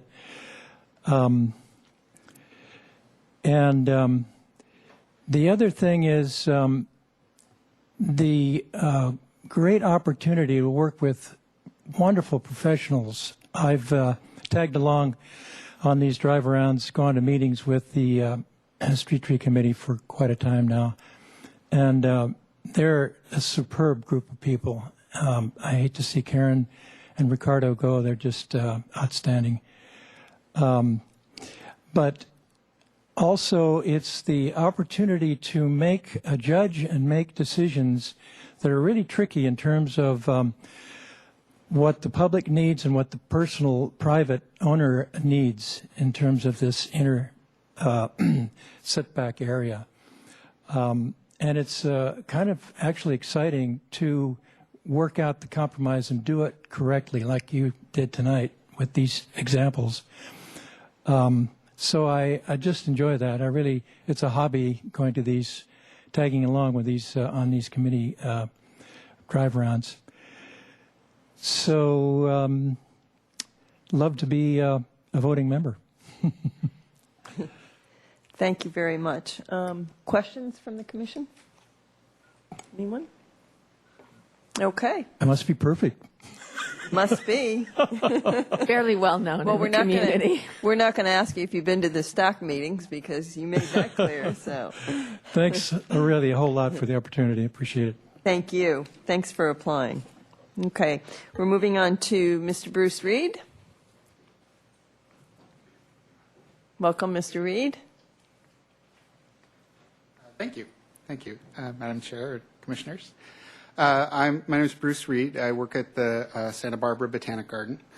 I was born and raised in Lompoc and went to school here in Santa Barbara. Recently moved back about 10 years ago. I'm the nursery manager up at the Santa Barbara Botanic Garden, certified arborist. I have a side business working on trees, and occasionally do a column for the news press. So that's a little background on me. And I'll also easily admit that when I'm stumped, I call Duke. Okay, thank you very much. Any questions from the commission for Mr. Reed? Yes, Mr. Burns. What sort of nonprofit work have you done? Well, mostly in the horticultural realm, mostly for the Botanic Garden. I've done other nonprofit work in my life before, but not with plants. Let me try it again. Instead of working for them as a nonprofit, do you volunteer with other nonprofit groups or volunteer groups? Not so much recently, no. Yes, Mr. Farrar. What benefits do you think trees bring to a community? The emotional impact, I think, is primary. You can't really dismiss how a cloud of green affects people's well-being, people's emotions. And it is one of the primary things, I think, that works people up about the view ordinance and what people get very attached to the trees that they're close to.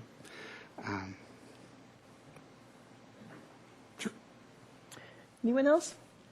Okay, thank you, Mr. Reed. Thanks for applying. We really appreciate it. Okay, we're moving on to Ms. Carol Terry. Welcome, Ms. Terry.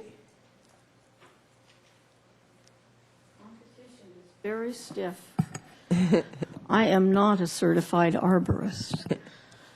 I have lived in Santa Barbara since 1970. Santa Barbara area. Moved to Carpinteria in 1988. Still very much in touch with Santa Barbara. I quit banking in 1989 and went to City College, the environmental horticulture program. Received some tree-related training. They had programs led by Bill Spiewak primarily. I graduated in 1990-91 semester with a top student in horticulture. I have Jerry Sortemay and Bruce Van Dyke to thank for that. And Bruce was my mentor ever since I met him. During the time I was at City College, I was fortunate to find an internship at Lotus Land, and I worked there for about 10 months. Recently, I've gone back and become a docent at Lotus Land, and I enjoy that very much. And we have had some tree seminars there on the palms and ancient oaks and that kind of thing. But my general knowledge is more derived from working in and for the parks. I was at Alice Keck Park Memorial Garden for about 9 years, and then was moved from there to the West Beach route, which includes everything from West Beach up to small parks on the Mesa, and quite a variety of things. I helped maintain and upgrade the Memorial Grove at La Mesa Park that was installed by the Men's Garden Club, and enjoyed that a lot because those people were a joy to work with. And I worked during my time when I was at Alice Keck Park. I was very fortunate to be able to work with Bob Mueller and Bob Haller on the newest Trees of Santa Barbara book. We had a great time, and I would find, just in my travels around town, trees that they hadn't heard of or seen, and we would add those to the inventory. I helped Dan Condon on tree tours, which he did frequently around town, and that way I learned a lot about his view and special trees in Santa Barbara. I helped with tree tours at the Alamedas and at Alice Keck Park, mostly jointly with Dan and Bruce Van Dyke. And I enjoyed that a lot. Met a lot of wonderful people from Santa Barbara and the environs. Let's see. I really didn't make a whole lot of notes, so I've been trying to. Okay, presently I live in Carpinteria. I've lived there since 1989. I am a member of the Carpinteria Tree Advisory Board. I was asked to take Dan Condon's seat when he moved, and I have been enjoying that group and the creation of an inventory and plans for adding trees and replacing trees in Carpinteria. We only meet quarterly there because our challenge is not what Santa Barbara's challenge is. But it's a lot of education because people there are not as knowledgeable or keyed in to the history of the urban forest. It's not the same vibe down there. And so a lot of our work is training people. And when we go out on tree removal requests, we go and talk to the homeowner in the street and assess the trees. And 3 of the members on our board are arborists. So we have good resources there. I've been on that board since 2009 and continue on it now. I'm on the board of Santa Barbara Beautiful. I've been on that board for 10 years. I have been an active member of the Santa Barbara County Horticultural Society since 1989. I was president for 3 years. Now, currently, I'm vice president. I've taken a number of seminars with Jim Downer and botanic garden classes and a great deal of effort to learn about the biology and structure of trees and read. I have a pretty substantial library. It sure doesn't measure up to the other one that was mentioned. My mind is gone. But I have a long-standing love of the tree forest, the urban forest in Santa Barbara, and I would be willing to invest whatever hours are required. I know most of the people on staff and most of the people that would be on the board and work well with them. So, Great. Coming at it from a different point of view. Thank you very much, Ms. Terry, and thank you for applying. Are there questions from the commission? Sure. Mr. Ferrara. Thank you. I'm going to hire you for that button. You're going to be having an awful lot of different ordinances and regulations. You have the ones in Carpinteria, and then you'll have the ones up here, too. Are you going to be able to separate those okay? Oh, certainly. Santa Barbara, I am familiar with most of the ordinances because areas contingent, near the parks were affected. People will come to you if you are on staff in a park and pick your mind and say, won't you drive by and look at my tree and tell me how I should approach this if I don't want it removed or if I want it removed. So I did familiarize myself with most of the Santa Barbara ordinances, the view ordinance and setback, that kind of thing. But I certainly would need to restudy them.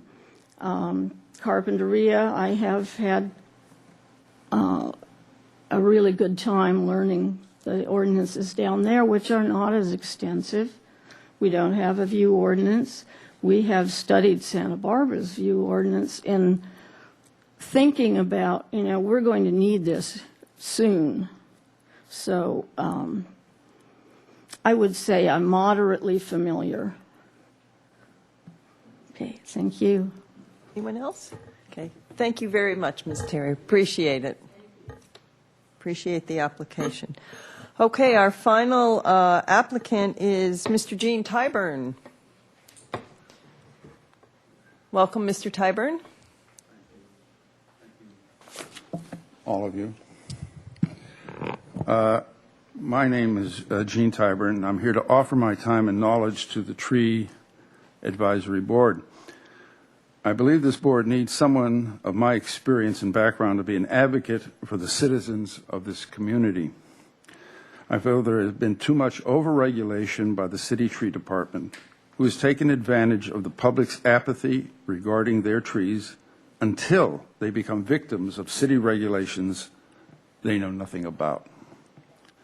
Someone should be on their side when it comes to their trees on their private property and how they should be taken care of. The city's department is feared throughout the city because of unjust decisions made in the past, and I would like to, there should be someone on the street tree committee that should look at the tree problems from the public's point of view, not just draconian rules and regulations that defy good sense. Good sense and fairness should rule the day when it comes to these precious objects that the public loves, cares, and spends vast amount of money on. And I'd like to be on that committee to protect the public from what I feel in some cases are unjust decisions.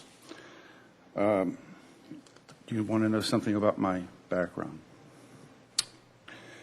I'm a graduate of Carnegie Tech, or Carnegie Mellon now, with a degree in fine arts and literature.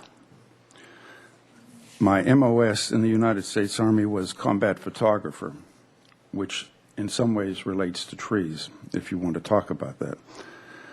I've been in the tree business for 40 years, and I'm a certified arborist for 30 years, and the thrust of my business has been in specializing in recognizing tree problems and saving sick trees and endangered trees.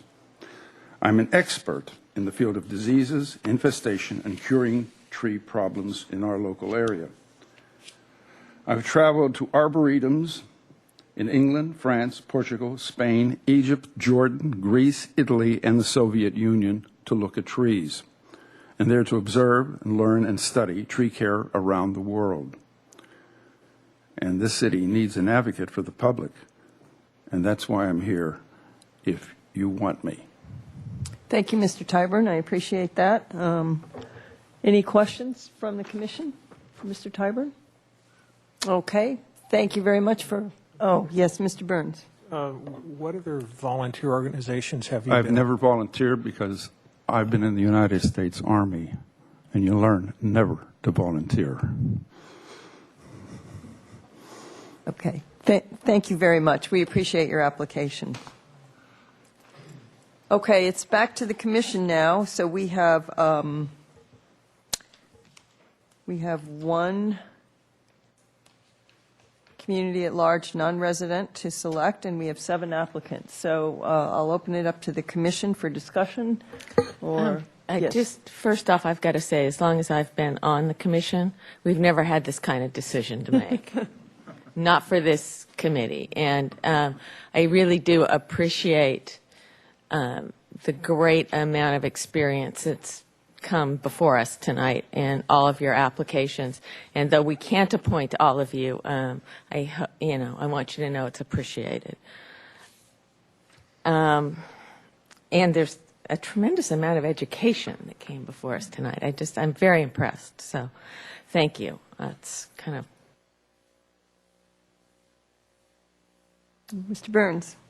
BB and I end up on a lot of the same committees. We sometimes think alike. I'm not sure. No, I'm very impressed with such a well qualified group. And it will be a hard decision. So I appreciate all that are here and that are looking to do this. And it's unfortunate that there's only going to be one person that'll be selected. Not sure who that'll be yet. To give you my thoughts right now, I'm leaning towards Mr. McPherson because of his long experience with the city and his familiarity. That's not to say anybody else wouldn't be great too, but I'm kind of leaning that way right now. Mr. Ferrara? I'm kind of torn between two fellows, David Holy and Mr. McPherson.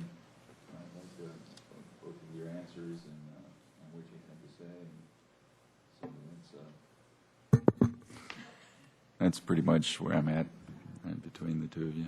Yeah. Do you have anything to add, or do you have any comments? Yes, I'm torn actually with, this is a very difficult decision, as everybody's mentioned, because we have so many very well-qualified candidates, and it's very tough. I particularly like Julie Broughton because of the amount of experience she had, and Duke McPherson, as well as Bruce Reed. So those were the ones that I was most impressed with. Okay. Thank you. I'd like to say something as the liaison to STAC. I too am so impressed with all the applicants. It's really an incredible wealth of knowledge and expertise that just came before us. I will say that I have attended the majority and almost all, maybe missed a meeting or two of STAC since I've been the liaison for about 2 years. And Duke McPherson is someone that has come regularly to the meetings, has contributed opinions, and has truly given his expertise, and not as a voting member, but just someone who has a love of trees, is interested in trees, and is interested in this city. And he brings a lot of knowledge to the table. There were often times when we were riding around in the van and he'd say, oh, there's a such and such that no one else on stack had heard of before. And, he said, oh, yeah, and then there's another one up on the corner of blah, blah, blah, and blah, blah, blah. So I guess that's my 2 cents on that. Madam Chair, I will make a motion that we appoint Duke McPherson to the position on the stack. Okay. I'll second that. Okay. Any other discussion? All in favor? Aye. Aye. Aye. Okay, that carries unanimously. Welcome, Duke, to stack officially. And again, I can't thank you all enough for applying, and I hope you will continue to do so when there are other openings. We really appreciate it.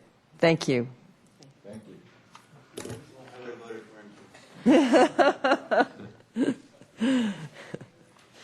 Okay.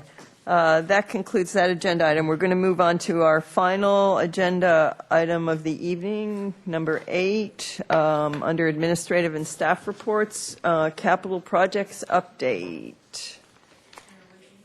Yes. Chair Wiscombe and Commissioners, Assistant Director Jill Zachary will provide that report, and I'm actually going to turn the meeting over to Jill at this point. I have another commitment. So this is your last item before the holidays, so happy holidays to all, and look forward to seeing you in the new year. And happy holidays to you. Thank you. Happy holidays.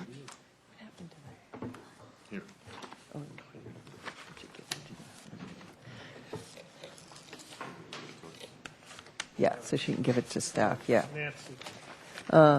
Yeah. Welcome, Ms. Zachary. Yeah, thanks, Charles.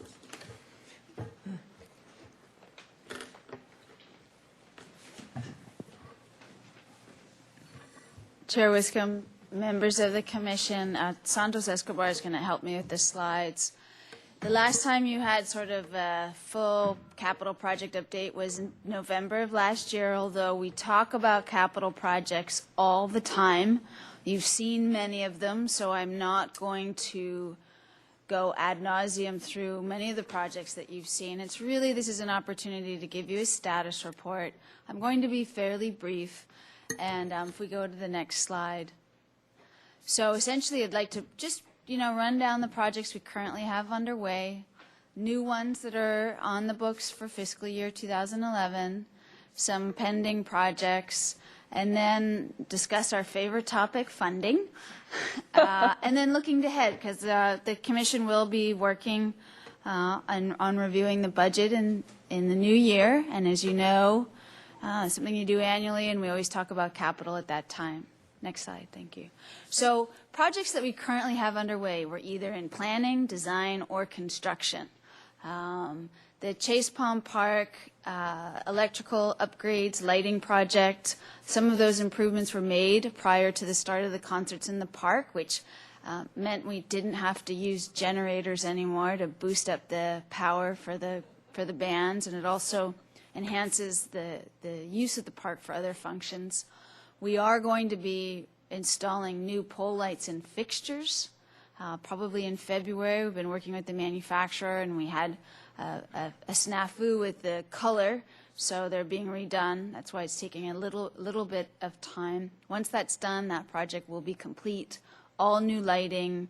The lighting in the park will improve vastly. If you go there, if you choose to go there between now and February at night, or at least go by and then come back in February, you will see a big difference. It'll make it a lot safer. You recently had a presentation about the Andre Clark Bird Refuge Vegetation Management Restoration Project. City Council did approve the final funding for that last week.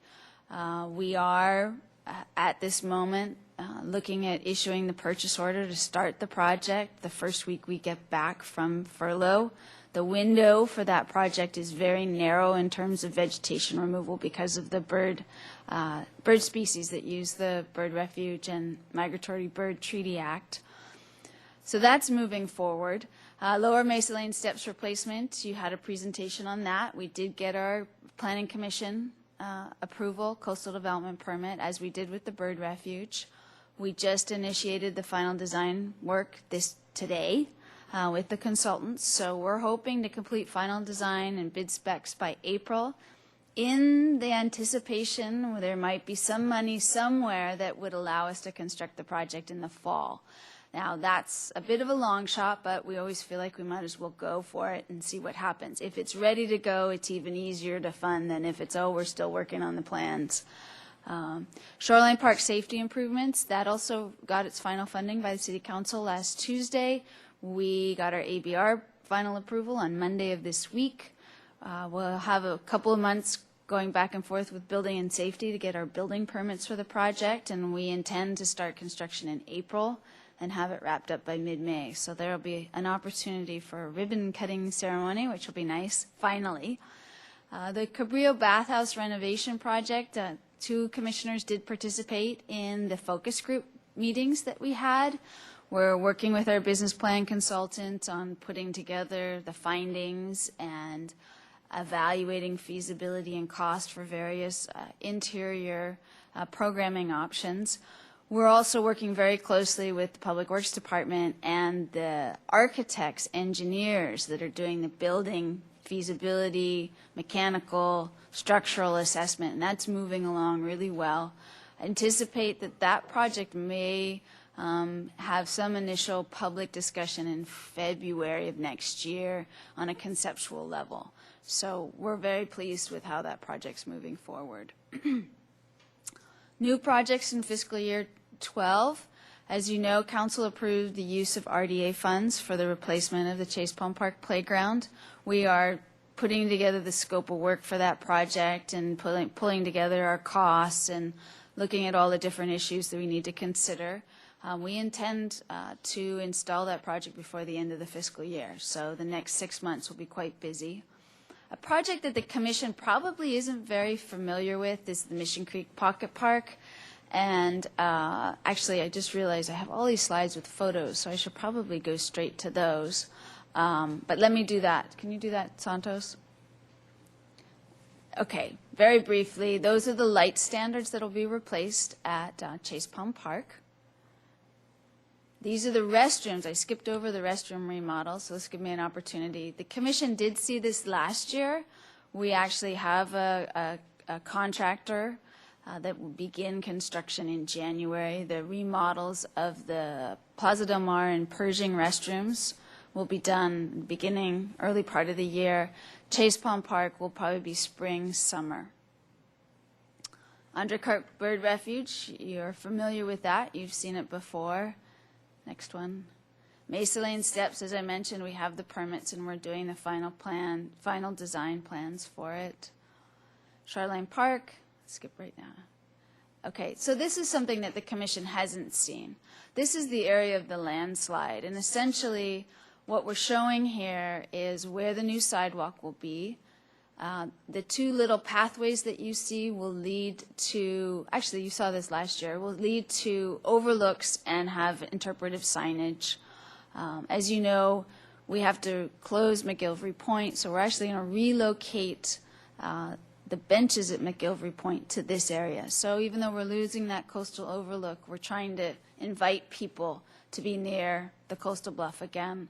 One of the signs will talk about coastal bluff geology and why we have erosion. Next slide.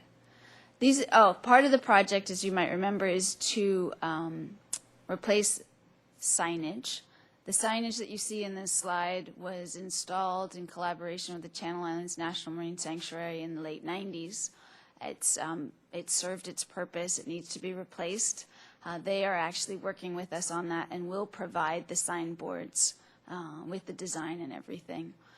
The funding does include replacement of about 1,000 feet of fence. As you can see in the photo on the right, we have areas where it's in pretty poor condition. And then the lights will also be replaced, and they will be city standard dome lights. You see them on city streets now. Next slide, I think I have a photo. No, I don't. But it'll be a smaller scale, 10 foot high. The bathhouse, as I mentioned, the focus of that project, as you recall, is on the lower section of the building, but we are looking structurally and interior at the whole building. So when the commission receives a presentation on this in the future, it won't just be on the bathhouse portion of the building, it'll be the entire structure. Chase Pond Park Playground, as I mentioned, there are a lot of features in this playground. I don't know if commissioners have been there lately. It's one of our larger playgrounds. It's custom. So one of the things we are looking at is it still custom, or is there anything off the shelf? Our idea is we want to preserve the integrity of the design. It's a shipwreck. We want it to continue to look like a shipwreck. We have sections that we've lost, and there isn't a lot of good play area for small children, so we also want to expand it for younger children, or at least have a designated area for younger children, but at the same time not change its overall look and function. This is a project that's pending. As you know, we got a small amount of funding from the City Council for this year in the general fund for Kids World.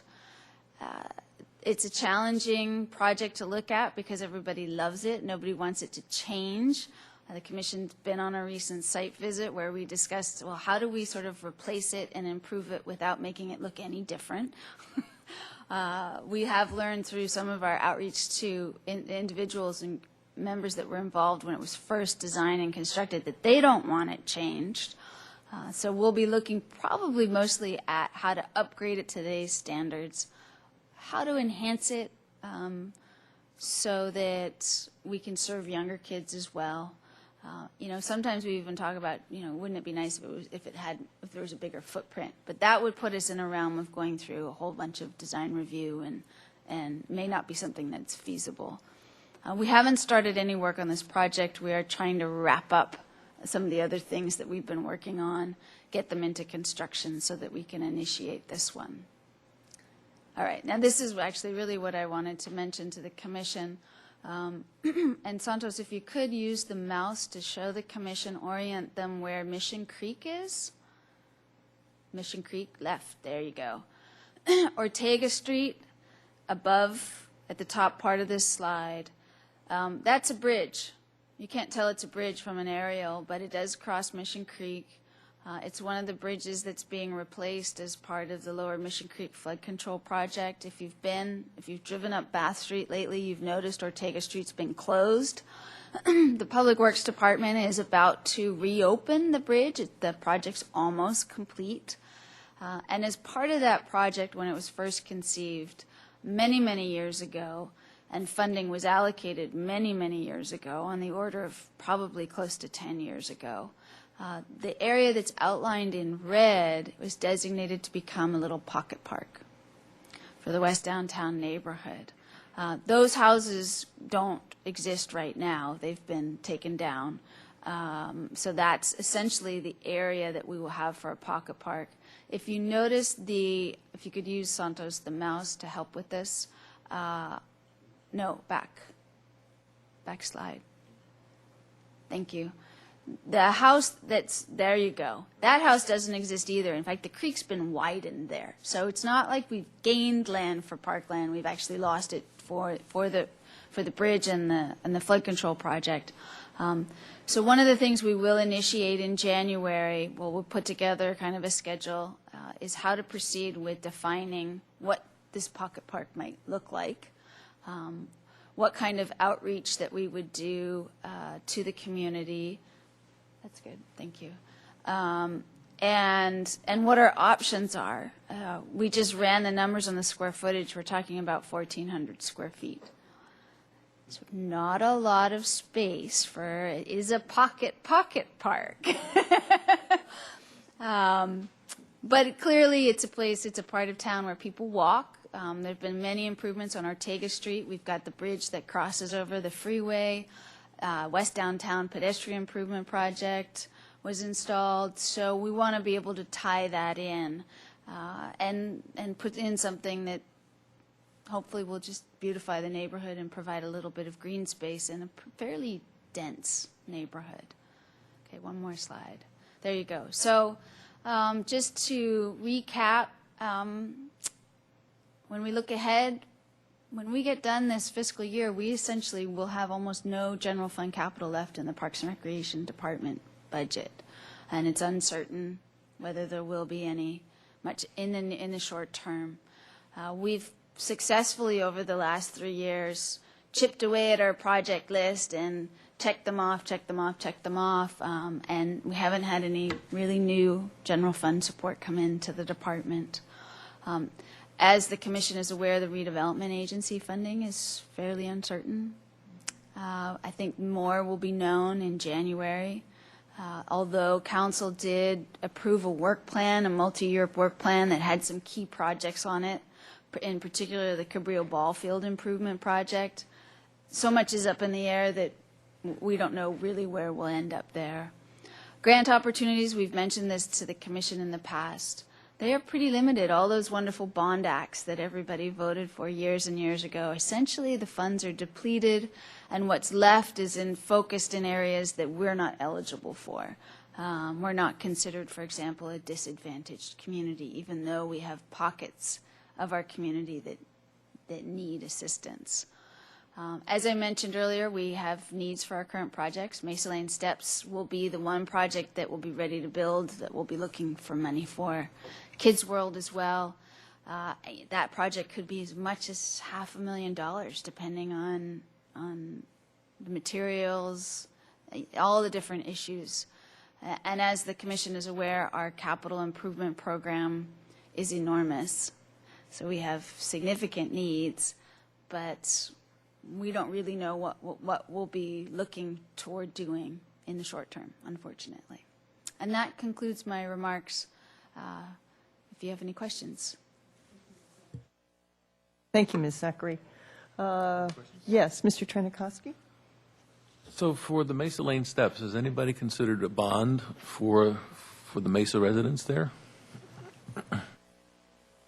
Chair Wiscombe and Commissioner Trentacosti, there have been discussions, and perhaps Commissioner Burns wants to weigh in on this, on how the city could look at financing its unmet infrastructure, critical infrastructure needs, with the idea that we would look at the city as a whole and the priority projects, and bond financing is something that I think has been discussed in general for the city, but not on a specific basis, unless it's a specific project, not for something like Mesa Lane Steps. But if we did have that kind of action, it would probably be one of the projects that might get on the list. Mr. Burns?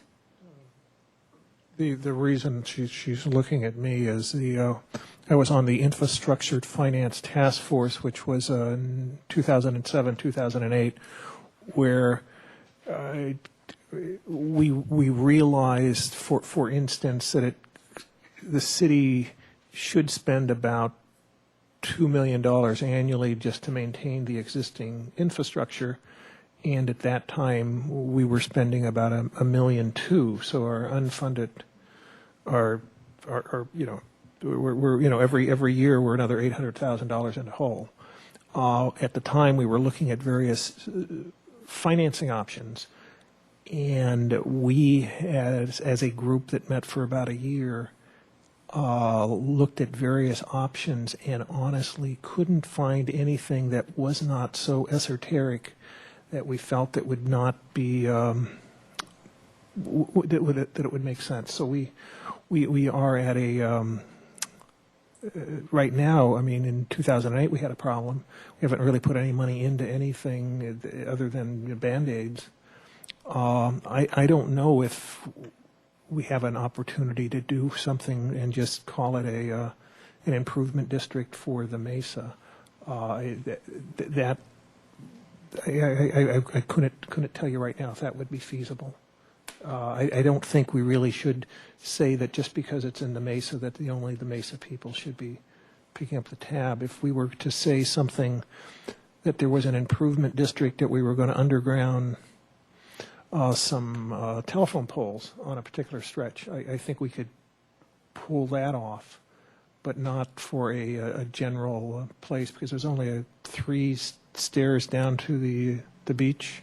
I think there's 3 stairs, and and it's used by all residents, not just the Mesa residents. That's a bigger issue than I wasn't expecting that question, but I'm always ready to say we need money. Yeah, I just think we have to think creatively. Ms. Longstreet. I've been watching your various presentations before council and different committees, and I do want to commend you and the staff on all of the presentations, and just say what really struck me is, your house, you have to maintain it. You can put some things off a while, but we have been putting things off so long that they've gotten incredibly expensive. And it was especially true, I thought, at the bird refuge, where what we're talking about is really purely maintenance and cleaning out a culvert and doing some of that. There's nothing sexy or fancy about it, and it's a sad state we're in. But I really want to thank the staff for the creative ways you've looked at things so far, all you've gotten done with a limited amount of funding, and hope that this next few years we start to come back up in that area and really can chip away at some of these things, because I think we're coming to the point where we're going to start losing playgrounds. We're going to start losing things that we can't repair, and decisions are going to have to be made, and I surely don't want us to get that way. I look at a new park, you're talking about a new pocket park. We need to decide whether we can take it on. I think that's a real truism that we need to stand up and talk about. Tough as it is, just because it's in the works doesn't mean that we're going to be able to send somebody over there to pick up the trash and the broken bottles or whatever happens to it. So as exciting as it is to think about a pocket park in that area, it doesn't excite me until we have some money for it, for maintenance. And so I am looking at those, not through any rose-colored glasses, at some of the more exciting things that in the past would have really been more fun to do. So thanks for all your hard work. Mr. Farrar. So I was on the pocket park. It's going to be very, very small, it looks like from the plans, and so it probably would, correct me if I'm wrong, but wouldn't have bathroom facilities or playground equipment or anything like that, just a few benches and something like that. Chair Wiscombe and Commissioner Farrar, it is very small. One of the things we'll be doing in January is putting together a feasibility list. What's feasible for that location? Chances are it's likely to be a fairly passive space. Our focus, and we do intend to do outreach to the neighborhood, is to try to identify the passive space that people would most want to see there, and look at it from that standpoint. It is also a busy road intersection and tiny parcel, and so when we look at different uses, we have to take that into consideration. Certainly, we would not consider a restroom facility there. It's not a destination park. We don't have restroom facilities in many of our neighborhood parks. It's not the purpose of them. However, it could be a really nice respite location for folks who live in that area or who are passing through. And that's what we're hoping we might be able to achieve. Just a thought to put on the list, if there isn't any money to do anything, would be a community garden site, something that, in a sense, could be turned over to the community for maintenance. If we don't have a lot of money or other things to do, that's another need in that area. That's a great idea. I echo Phoebe's comments. I have to commend staff. You've done a remarkable job. I just did some figures for the completed projects at the end of FY 2011. General fund was contributed 17%. Grants were 66%, which is pretty astounding figure. And RDA was 17%. And you know, if RDA for us goes away, it's just going to get tougher and tougher and tougher. And you know, some of the RDA projects they're enhancements, but they're also maintenance. You know, Chase Palm Park Playground, isn't that our oldest playground and one of our oldest in the system? Or Chair Wiscombe, and Mr. Escobar will correct me if I'm wrong, it's our second oldest. Second oldest, okay. Eldest. Which one is? Kids World. Oh, Kids World's the oldest, okay. And I was on the commission when that opened. You need to get a life, woman. So, and I guess my only question for Ms. Zachary is that you show the grant funding for FY. Is there some outstanding grant funding? Are there grant applications pending in 12 that, or has it just gotten to the point that there just aren't grant funds available anymore? Chair Wiscombe and members of the commission, there really isn't much out there. Okay. And this list doesn't give you all of some of the little projects that we might have going on that have grant funding. We just did some improvements at Escondido Park. It's not a capital project, but we did have grant funding through the Land Trust for Santa Barbara County for that. You know, we have little things like that happening. As far as grants are for FY12, the only thing we're hoping to do in the beginning of the year is put together a proposal to the State Coastal Conservancy to help fund the Mesa Lane steps. And we did look at other grant applications, opportunities for that, and unfortunately we're not eligible for different ones for various reasons, and I'd be happy to give you more information if you're interested. And then other ways that we're looking for outside funds isn't capital related, it's more programmatic. So that really it is, what you see is what we have. That's the reality of the situation. Yes. It's a pretty, the comparison is really pretty stunning and depressing, quite frankly. So, and I agree with Ms. Longstreet. I think, you know, we're going to need to talk about maintenance of, you know, if there's a pocket park, can we pick up the trash? I thought that comment was very well taken. And thank you for all your time and effort you put into this and for all you do. And I would say we need a motion, and then we need to just say happy holidays to one another. I make a motion to adjourn, and I wish everybody a happy holidays. I second both of those. Okay.